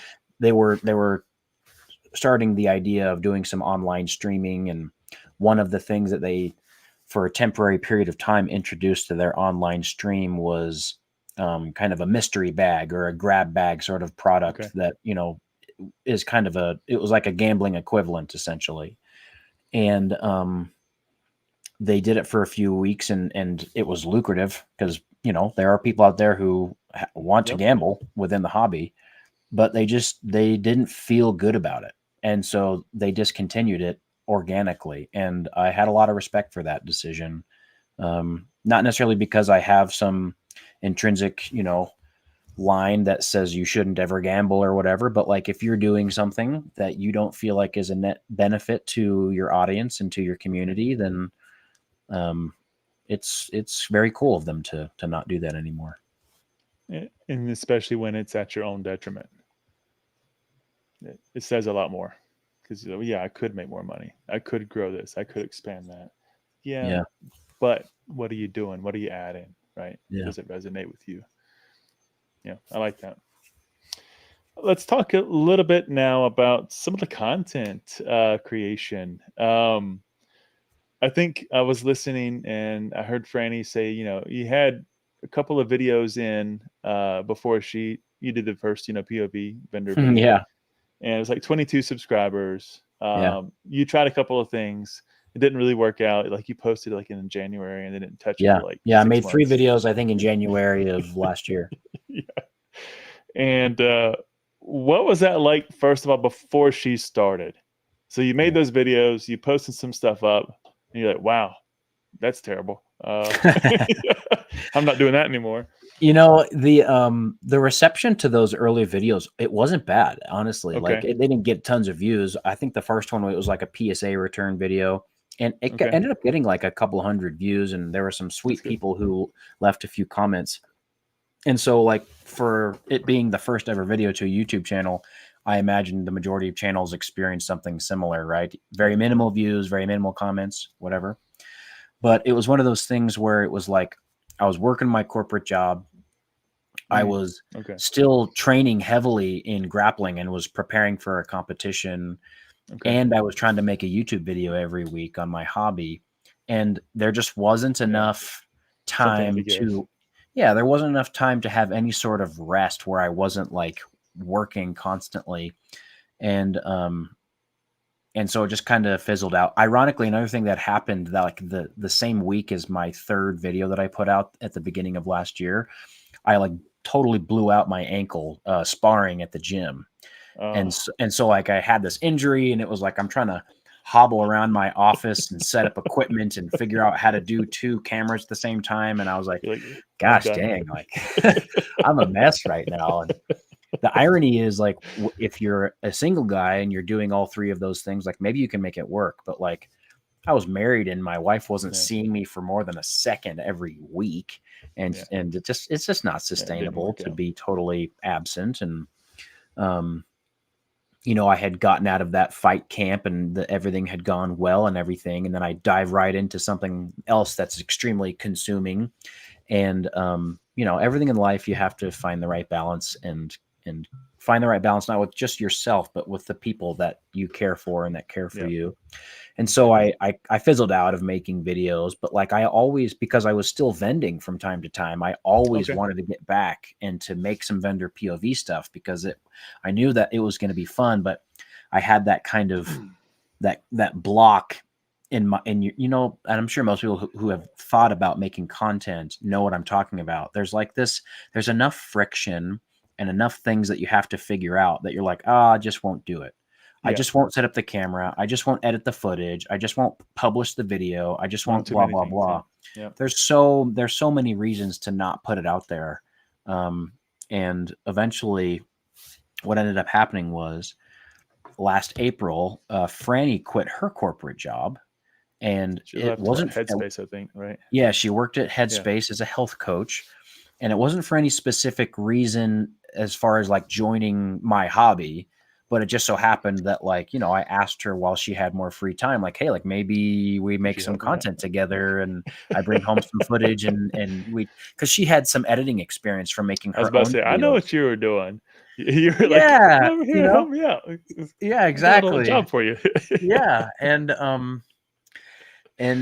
she made that first video for us in July. And, not only was it really, really well edited for, her level of experience and my level of experience, but it was also of a really interesting YouTube-y clickbait type of interaction that happened at the Vegas card show. And so those 2 things put together meant that it just kind of It skyrocketed. I mean, yeah. it's huge, And it man. wasn't like instantly viral, but it was big enough to where we were like, oh my gosh, like So, we should keep doing this. Because she had a lot of experience in like health content creation before, Yes, right? health and Yeah. wellness. That's what her Health and degree is yeah. in, exercise and wellness. And she's worked as a health. She had worked as a health coach, and she was certified by the National Board of Health and Wellness coaches, and very experienced and had these impressive jobs at these companies like Noom and Headspace, and just was kicking a lot of butt, Right. corporate Right. from a corporate standpoint. And then when she left, she had made some of that content and had enough experience with Final Cut Pro and CapCut and things like that to where it wasn't like a totally new Right. experience for her to edit some footage. I love it. And I love how she spoke a lot too on not knowing what the boundaries were when she was creating content for you. I thought that was beautiful, because we often, when we say, oh, let's pretend for a second, I want to be the next PokeRef.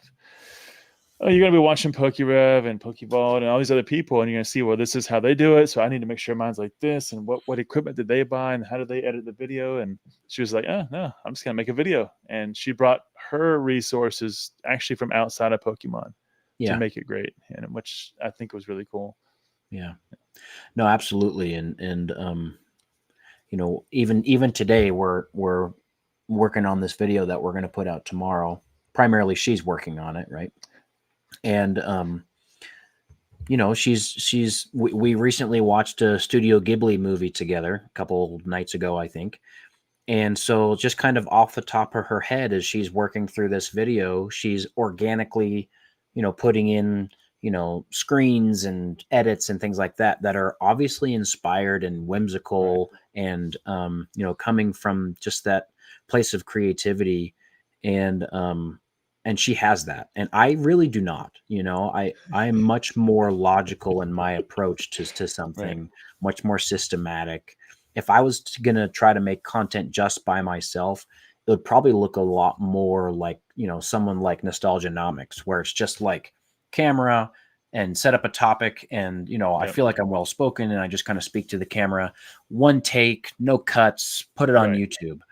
Done. But with Franny's creativity, and her, like what you mentioned, she doesn't have this preconceived notion about what Pokemon content should look like. Right. It just comes together in such an organic way. And, it's just so easy to watch. And so people find our channel and they just spam and watch every video we've put out all in like a short period of time. They binge you for a couple 100 hours. Like, man, this is great. When's the next one? Yeah, exactly. It's like, come on, what's the next video? And it's like, well, it's kind of like if someone watches a Netflix season and like watch all of season 1 in one day, and then they're just so mad that season 2 isn't out yet. And it's like, hey, like we need some time to create. That's like a year. Yeah. Do you guys plan a lot? Like, do you talk and say, okay, hey, look, Jake, we're going to do this. Make sure you have a couple interactions like this with the video, or even with the podcast. I mean, are you sitting down and talking about what you want to achieve before you execute? Yeah, I would say the conversations are more centered around just kind of content strategy and like, okay, which videos should come out when. There are some times where we talk about, hey, if we're going to interview somebody like this, then make sure you ask these few questions or things like that. But for the most part, so much of the actual in the video content is very organic and unscripted. If you notice, if you've watched some of the podcast episodes, like I usually write down 3 to 5 things, but a lot of times I end up just not referring to the paper. And it kind of goes in a natural direction, based on the person that I'm speaking with. Yep. Yeah, I tend to see you as you're asking questions and they respond. You just dig deeper on their response and you kind of dive into it, and it takes you somewhere else. Right? Yeah. Well, that's how it goes, right? If you have if you're speaking to somebody who has experience or information that you organically, genuinely want to know more about, that's just how good conversation happens. And the beauty of today's day and age is that the best performing content is the stuff that is just healthy conversations between two people who care what they're talking about. Right. It's what really shines, I think, the most. Yeah. Yeah. Do you have any plans for doing something different content-wise in the future? The podcast is relatively new. You're going to stick with that, I hope. Yeah, we're going to keep making episodes, finding time to interview people that, we want to chat with, and we feel like it would be, something helpful for the community. We for a fact, we know that we want to start doing some live streams. And Okay. I just, in my mind, I want the idea to be kind of well baked before we actually go live. But I'm sure that it'll have something to do with reviewing inventory, or talking about inventory prep before a show. There's something about, having cool cards and showing them off on camera that people just absolutely adore. The idea of like, hey, like tune in and you'll get to see all these cool cards and, talk with somebody that you've seen videos about. That's kind of the idea I have right now. Okay. All right. I look forward to that. Hope that materializes. Yeah, me too. Hey, Boondock, thanks for coming in, buddy. I see Jose's in here as well. Good to see you guys. Thanks for stepping in.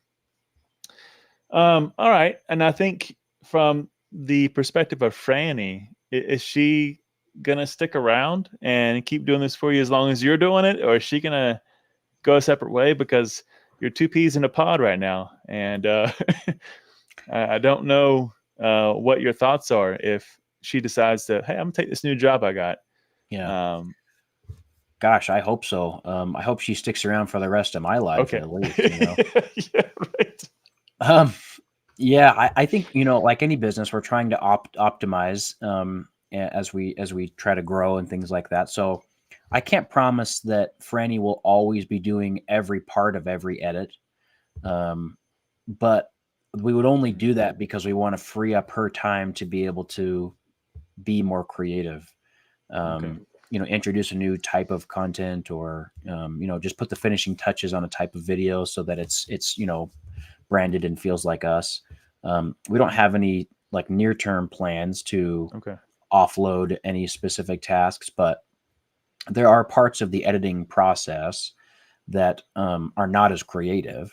And when you get to a certain size of channel and things like that, you can maybe offload those to someone and pay them for their time, and then be able to focus on other things. That's just kind of, I guess, how any business grows. I know you mentioned that you have someone that maybe probably helps with logistics and packing and things like that.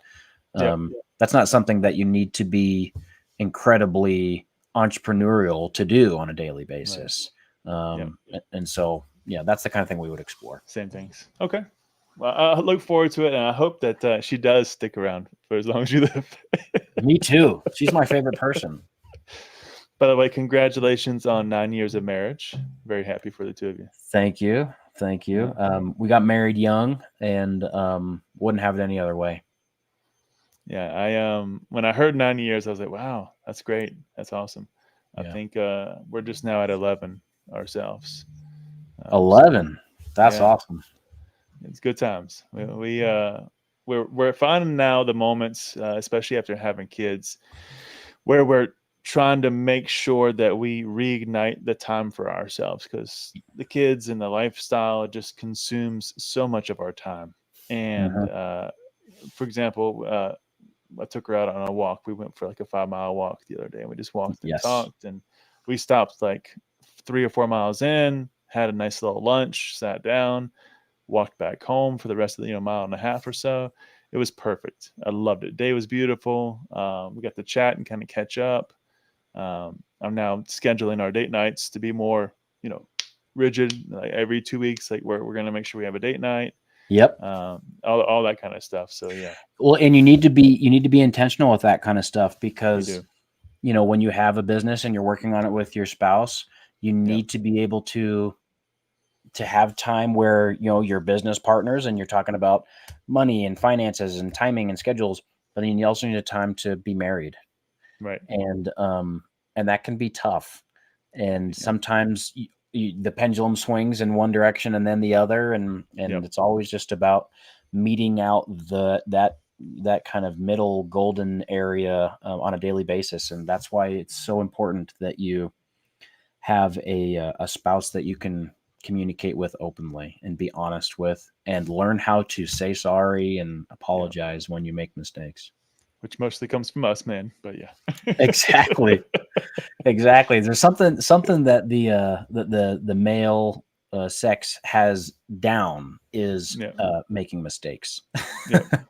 Locked in. Got it. Yeah. No Yeah, we're pros at that. Congrats on 13 years, my friend. 13 years. I love it. Nice job, chef. Keep it up. You know, one of the things I think I see as a clash here is your desire to go all in and really dominate the space that you're in, which requires a level of obsession in a sense to really go in deep. Yeah. But then I hear, which probably is where the sorry comes in, right? I hear you trying to make that struggle much more intentional and obviously release that string of obsession when it comes to the wife and maybe the family and other things. Yeah. What are some of the things you've learned along the way to help you pull back? Because I think your natural drive is just to go in and dominate. Yeah. I am myopic in nature, right? Like I can really sink my teeth into a hobby or into a pursuit or whatever. And just like any person, and I would say maybe this is on average a more masculine trait, but you do this thing where like you get really focused on something, and in your mind there's all this justification about how it's going to serve your family, and this is just your lot in life to kind of be this provider and build this empire and blah blah blah. But then you swing too far in that direction, and things that your family needed you for, like quality time and moments of service and things like that, you neglect, and people suffer for that. And so, the best alarm bell in my life is just the feelings of my wife. She's someone who is much more intuitive from a feeling standpoint than I am. And she's much more aware of her surroundings, where I am maybe more tunnel visioned. Right. And I think that's one of the reasons why we're a great compatible duo, because at times she can help me see the unseen, and at times I can help her ignore the unnecessary. Right. Right. Oh, that's a good way to look at it. Yeah. But it's never a perfect science, right? It's a dance. But again, like the given and take has to be with someone that you respect a lot. And then, I think that I don't necessarily have like a pastime or anything like that like always gets me to slow down and kind of smell the roses. But it happens here and there. I have people in my life, mostly family members, that I just, I love, and I want to have experiences and memories with them. And so, we'll get on and play some old video game online or something for a couple hours, on the weekend or something. And, or, Fran and I will go on date night, like you mentioned, and you'll just kind of like have that moment to take a seat and be like, oh, wait, like we are small business owners, working on something that is just kind of fun and whimsical. Our time is our own. We're so healthy and blessed to not suffer from, serious medical conditions. We have family that loves us. We have a roof over our head. We have cars that drive. We're just unbelievably fortunate and blessed. And, there are times where luckily I can slow down and remember that, and not just be caught up in the, what's next and how do I get to the next level and whatever. Yeah, giving thanks is a great way to do that. I actually practice that every morning. One of the things I do is I'm now getting back to my routine. My routine was 3 in the morning. I go to bed at 8 with the kids through 8:30. Get up at 3. That shifted a little bit, in part because of nights like this. I stay up until 10, 11. It's like, I'm not getting up at 3 tomorrow. Yeah, probably not. Me neither, by the way. But now it's more like 4:20, 4:15, something like that. Yeah. But I'm trying to get back to my 3. But what I would do is I make my coffee and I sit downstairs. It's quiet. Nobody's awake. No Yeah. cars are moving. I meditate. I give thanks, and then I visualize what I want to create for the future. So Cool. those 3 things I do every morning. And I've been doing that for I don't know how long. Yeah. It's very grounding. It does. And it helps you being just quiet for a minute and sitting still with yourself. It reveals a lot of things. Yeah. Yeah. I guess maybe my equivalent of that is, the training I do, we have a little garage gym. And so I train there. Or I like to go on runs, but I like to wear like a weighted backpack when I run just to, cause you want to punish yourself a little bit more. Yeah. I like a little bit of punishment or when I go to the grappling gym and, I'm on the jiu-jitsu mats and stuff, like when you're getting strangled by somebody, it's hard to think about anything else, Right. Usually you're able to just really focus. Coffee this morning? Yeah, exactly. Man, I really need to do my taxes. It's like, no, it's like, I kind of need to escape this choke so I don't die.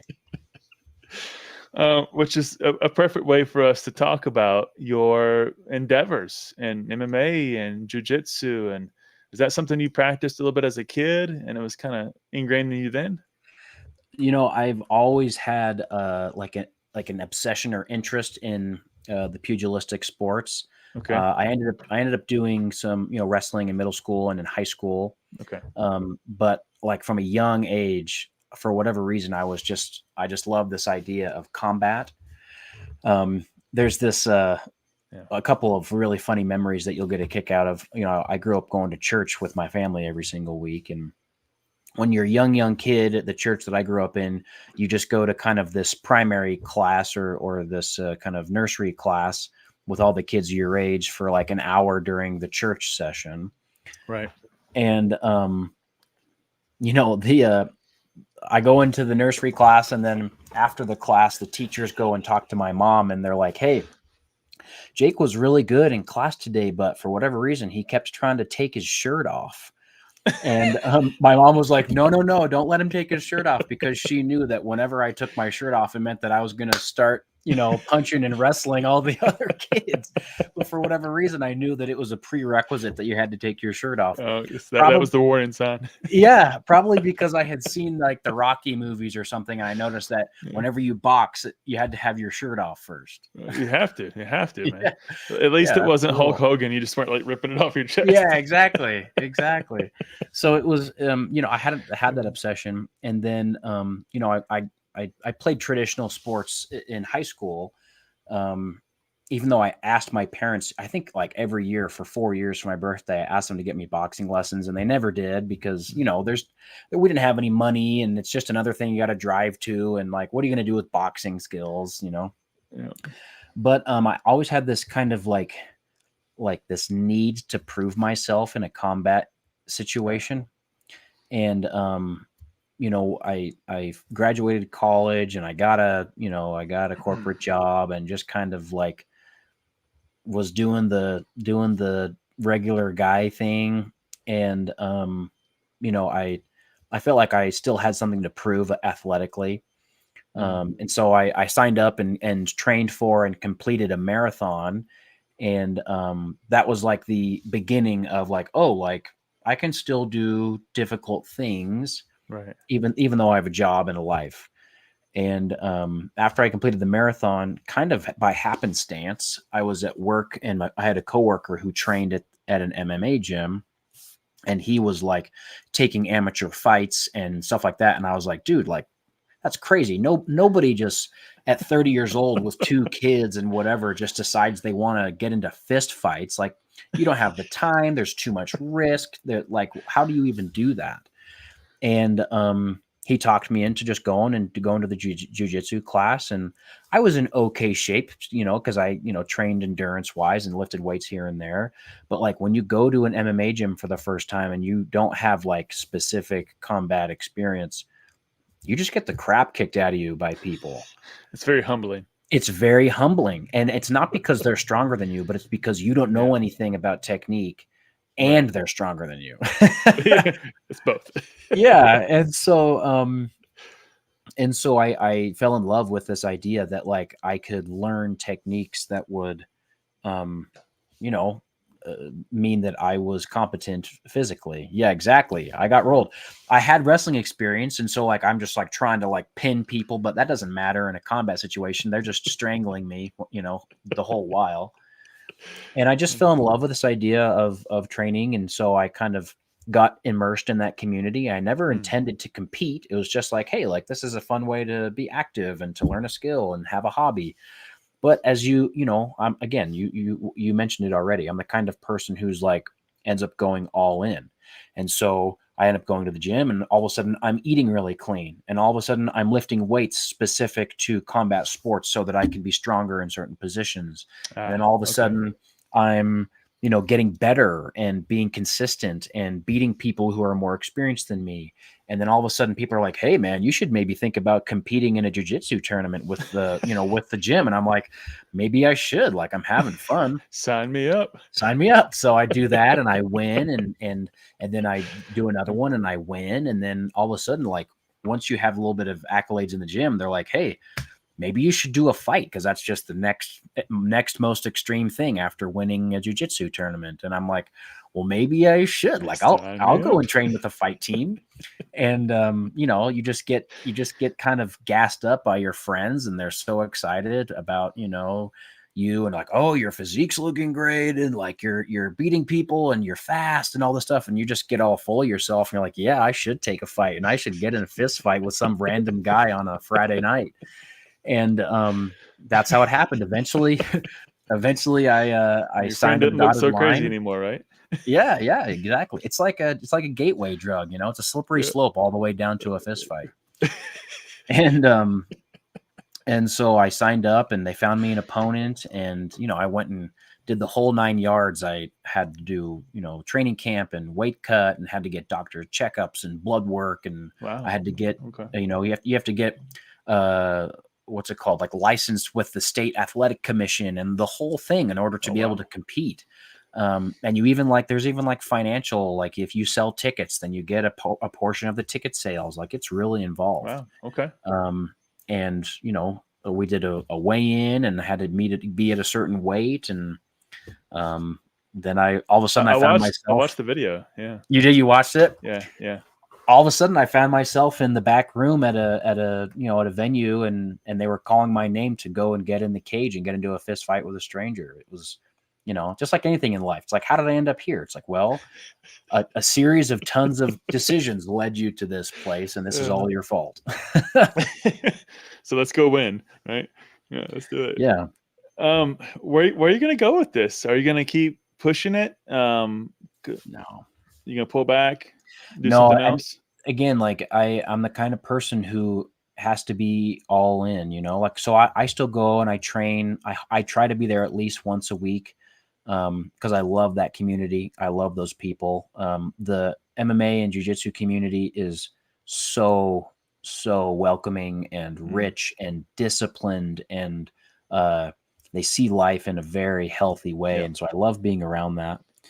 But as far as competition, it's so much time, and it's a young man's game. Getting in fist fights is a young man's game. Not that I, don't think that I could still compete and win from time to time, but it's just like anything. There's a cost benefit, and that time I need to be spending on my business, because I really do care about this, and it's going to put food on the family's table. And but that doesn't mean that I can't still have that as a hobby and have that hobby serve me for recreation reasons. Okay. All right. I figured you'd be jumping into rock climbing next, or No. I've found my home. I really do love MMA. Okay. So I'll always go back and train with them. And other than that, and there was this weird thing, Justin, after I won the fight, there was this, there's obviously relief because you win, and all of this, built up anticipation for a potentially dangerous, happen, right? Yeah, exactly. And you end up, getting through it. But there was also this crazy relief, that kind of this weight that left my shoulders of, oh, I don't have anything left to prove athletically. I've proven to myself I get it. the things that I really this. wanted to do for me. And again, it's a local, amateur MMA fight. No one's ever going to see it. No one cares about it, but it was scary to me and challenging for me. And that's why I just wanted to prove that to myself that I could go through that. And once I did, I didn't have anything left to prove. The box was checked. Yeah. I'm surprised your early desire for this didn't take you into the path of military. I always told myself that if I graduated college without being married, that I would try to get in as an officer. But it didn't happen that way. And you also asked what my education background was. I studied poli-sci in Russian. I actually applied to the CIA undergraduate program when I was in doing my bachelor's degree, and none of that kind of stuff worked out. And because I spoke Russian and I was interested in service and that kind of stuff, so it was kind of an easy track to try to get into like a defense agency or something. Right. But it just never panned out. And then all of a sudden I started to pay attention to current events and got super, disenchanted with the idea of doing what the federal government wanted me to do for whatever reasons they had. And from there on, I just kind of took this more private approach to my career. Okay. Yeah. I think it was a good choice. I hear you. I agree. I agree. Yeah. We can share some stories later. Yeah. I'd like to hear what you have to say. One of the things I was also trying to do for my son, so he finished, I say finished, he met the goal that I set for him with Taekwondo. So nice. He reached his black belt, and he stayed there for a while. He was doing sword training and things like that. Cool. In Taekwondo. So we said, I would like for you to take jiu-jitsu next, because Taekwondo, we did it for the purposes of mind-body connection, discipline, but there's not a whole lot of really hands-on. Right. And we were talking one day. He's like, "No, Dad, if somebody did this to me, I should just do this to them." So wait, Dad, let me show you. I said, "Okay, show me." He said, "Well, no, you got to stand over here." I said, "Nope, that's not how that works."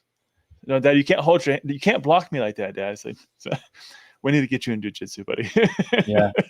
There's something beautiful about jiu-jitsu, because the kind of genesis of Brazilian jiu-jitsu is guys just trying to figure out what's the best way to kill somebody if I don't have any weapons. Right. And it only takes, 20, 30 years for that pursuit to result in a very systematic chess-like approach to submitting another person. And that's what it is. It's not about any fluff or decorum. It's about, how do I win? And I love it for that reason. Good to see you, Zard Larkin. Have a good night, my friend. Thanks for stopping by.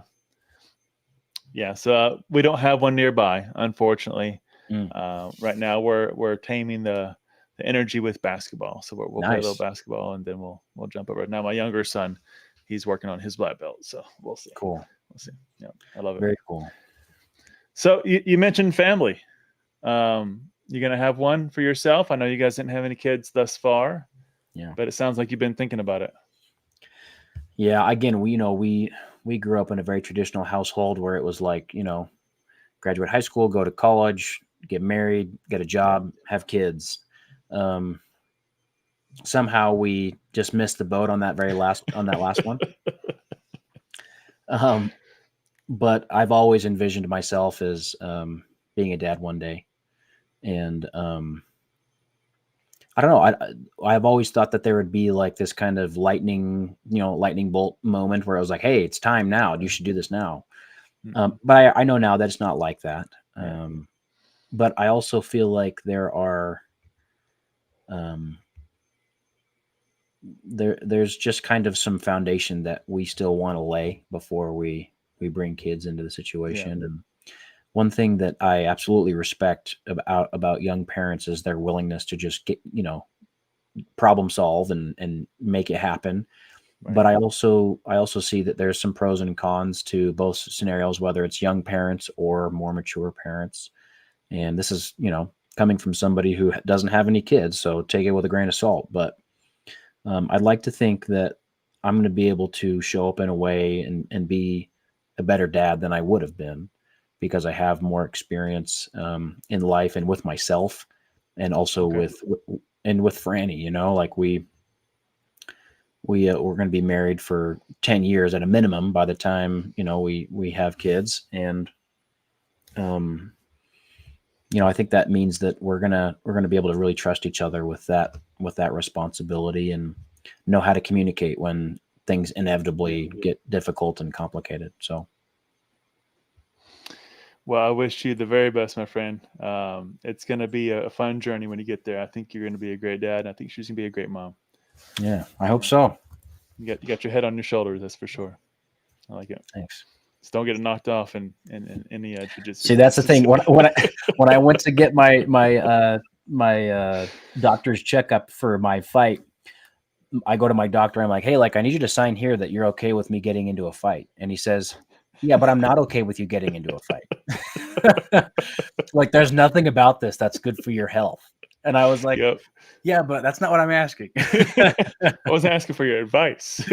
Yeah, exactly. I made him a promise. I was like, hey, I'm not going to try to really punch or strike. I'm just going to try to take him down and strangle him. Okay. And I promise I'm not going to get punched in the head too much. And that's what happened. So I kept my promise. It's exactly what happened. You choked them out in like 10 seconds. So it was great. Yeah. Yeah. It was a good fight. My friend, it's been a wonderful journey. I've enjoyed this conversation. I've learned so much more about you, even more than we did when we started. And Yeah. I think that you got a very bright future, not just in the hobby, but in what you're going to do. Yeah. And something special resonates, and can't wait to see what you do. Yeah, I appreciate you saying that. And I wanted to say, you know, I saw there was somebody who was saying some negative things in the comment section about me, and I wanted to say that, you know, I appreciate that, you know, you booted them out and everything like that, but also I also recognize as a content creator and as someone who's in this space that you're not going to be the perfect fit for everybody from a content creation or from your approach or anything like that. But I would just say that just be yourself, because that's the best way to have longevity, and don't try to offend anybody, but also don't be overly apologetic about being yourself. And yeah, so far it's been a really positive experience. This community is so welcoming and appreciative of people who are trying to give back and trying to do the right thing by the collectors. But there's always going to be some detractors, and just remember that that's going to be the case wherever you go, whether it's in corporate or sometimes even your own family. Just push past it and be kind as often as you can, and it'll all work out. That's my opinion on it. I fully agree, and yeah, I did see that. Sorry for the time it took me to respond to it, but I could tell that they were just trolling. There was no real critical, like, if they had a real like feedback and a real critical, you know, view, hey, sure, bring it to the table. Sure, yeah, even bring if it you to the disagree. table. Let's talk about it. Yeah, but that was just random, you know, trollery. So no worries. We do ask 2 questions before I let you go. So thanks for the time, my friend. The first one will be, you know, taking risk and stepping into the unknown, which is a lot of what we talked about here today. Yeah. It holds so many back in life and what really could be their best life. You've conquered that fear so many times. And in fact, now you seek it out. What advice can you give to those that are standing on the other side of that line of fear and not taking the steps to maybe give that new thing a try or move past a past failure? You know, there's a content creator that I really respect, who's making a lot of business and self-help content right now, Alex Hormozy. I don't know if you're familiar with his work. I am. But one of the things that he talks about that's just extremely helpful for me is, and not to get morbid, but at the end of this life journey, you're going to die, and everybody you know is going to die. So all of their opinions and your fears and all of that, it all comes to an end, and it's all just a small blip on the timeline of humanity. So you might as well just do what you feel is best with your life. And if you do have fears, then take the time to get really specific about what the genesis of that fear is. Mhm. And what Alex says sometimes is once you really dig deep down, it ends up being the self-perceived opinion of someone else that you actually don't really care about. And Yep. so don't let that get in your way. Be really specific with your fears, be really specific with your goals. And you'll probably end up finding out that you do care about something and something does seem more meaningful to you. And don't let anything get in your way of pursuing that. I love it. Beautiful message. Yeah, stepping past that that person, that fear, that thought of what they think of you that doesn't probably exist and probably never will exist. Right. It probably doesn't even exist. Because the truth is, most people don't care. Yeah. They don't care. Most people are looking at themselves with the same amount of fear that you're looking at yourself with. Exactly. You know, there's another famous person in the MMA scene is a man named John Danaher. And he is like a world-renowned jiu-jitsu coach. He coaches some of the most talented and successful jiu-jitsu practitioners in the world. And he puts out like an inspirational message very frequently on his Instagram. If you like combat sports, you should go follow him. Check it out. Okay. But one of the things that he said, and I think he said it while I was in my training camp, so it was incredibly impressive for me. He said, while you're in the locker room preparing to make the walk to the mat or to the ring or to the cage, and you're thinking about all the things that could go wrong and all the fears that you might have about injury or loss or failure or whatever, just remember that about 15 steps away from you in the other locker room is the other guy who's thinking the same things as you. Right. And so don't let whatever you're thinking or whatever might happen get in your way, because everyone's encountering certain challenges and you have your own. And so just focus on those and don't be worried about what's going on with other people. Yeah. I love that. Yeah. I love that. One last one, my friend. One last one. One day we're going to leave this hobby, and hopefully it's always in a good, positive, and loving way. Yeah. What legacy do you hope you can leave when you're gone? You know, the word legacy is so loaded. What a loaded word that is. You know, in general, I think that the best thing that I can do in this hobby and in my life is just for the people that remain on the planet after I'm gone, who remember me in the way that I lived, remember it with positivity, and that, I made an impact on their life that was positive, and whether it was direct, interactions that we had or just perceptions of me, that it was positive, and that I was a net benefit for people, and hopefully at the end of my life, I'm able to give back much more than I've received from the people that have given to me. That's all I can really care for, and everything else is just whatever else other people think. And I'm not too worried about that. I'm mostly worried about, what I can do to try to live in a way that I would be proud of. Well, this has definitely been a positive one for me. So you left at least this moment in time in history with a ton of positivity, a ton of great stories. Thoroughly enjoyed it. Thank you again so much for the time donating this to us tonight. Tell Franny I'm sorry for keeping you guys up an extra 3 hours doing video editing. I apologize. Yep. I hope everything does go well. Any last thoughts or comments before we end? Nope. Thank you, Justin. I appreciate your time, and hopefully get to meet you at an event or something like that someday. I would love that. Everybody who joins now live, and of course those afterwards, thank you so much for your time as well. We wish all of you a great night. We look forward to seeing you on the next one, guys. Thanks so much.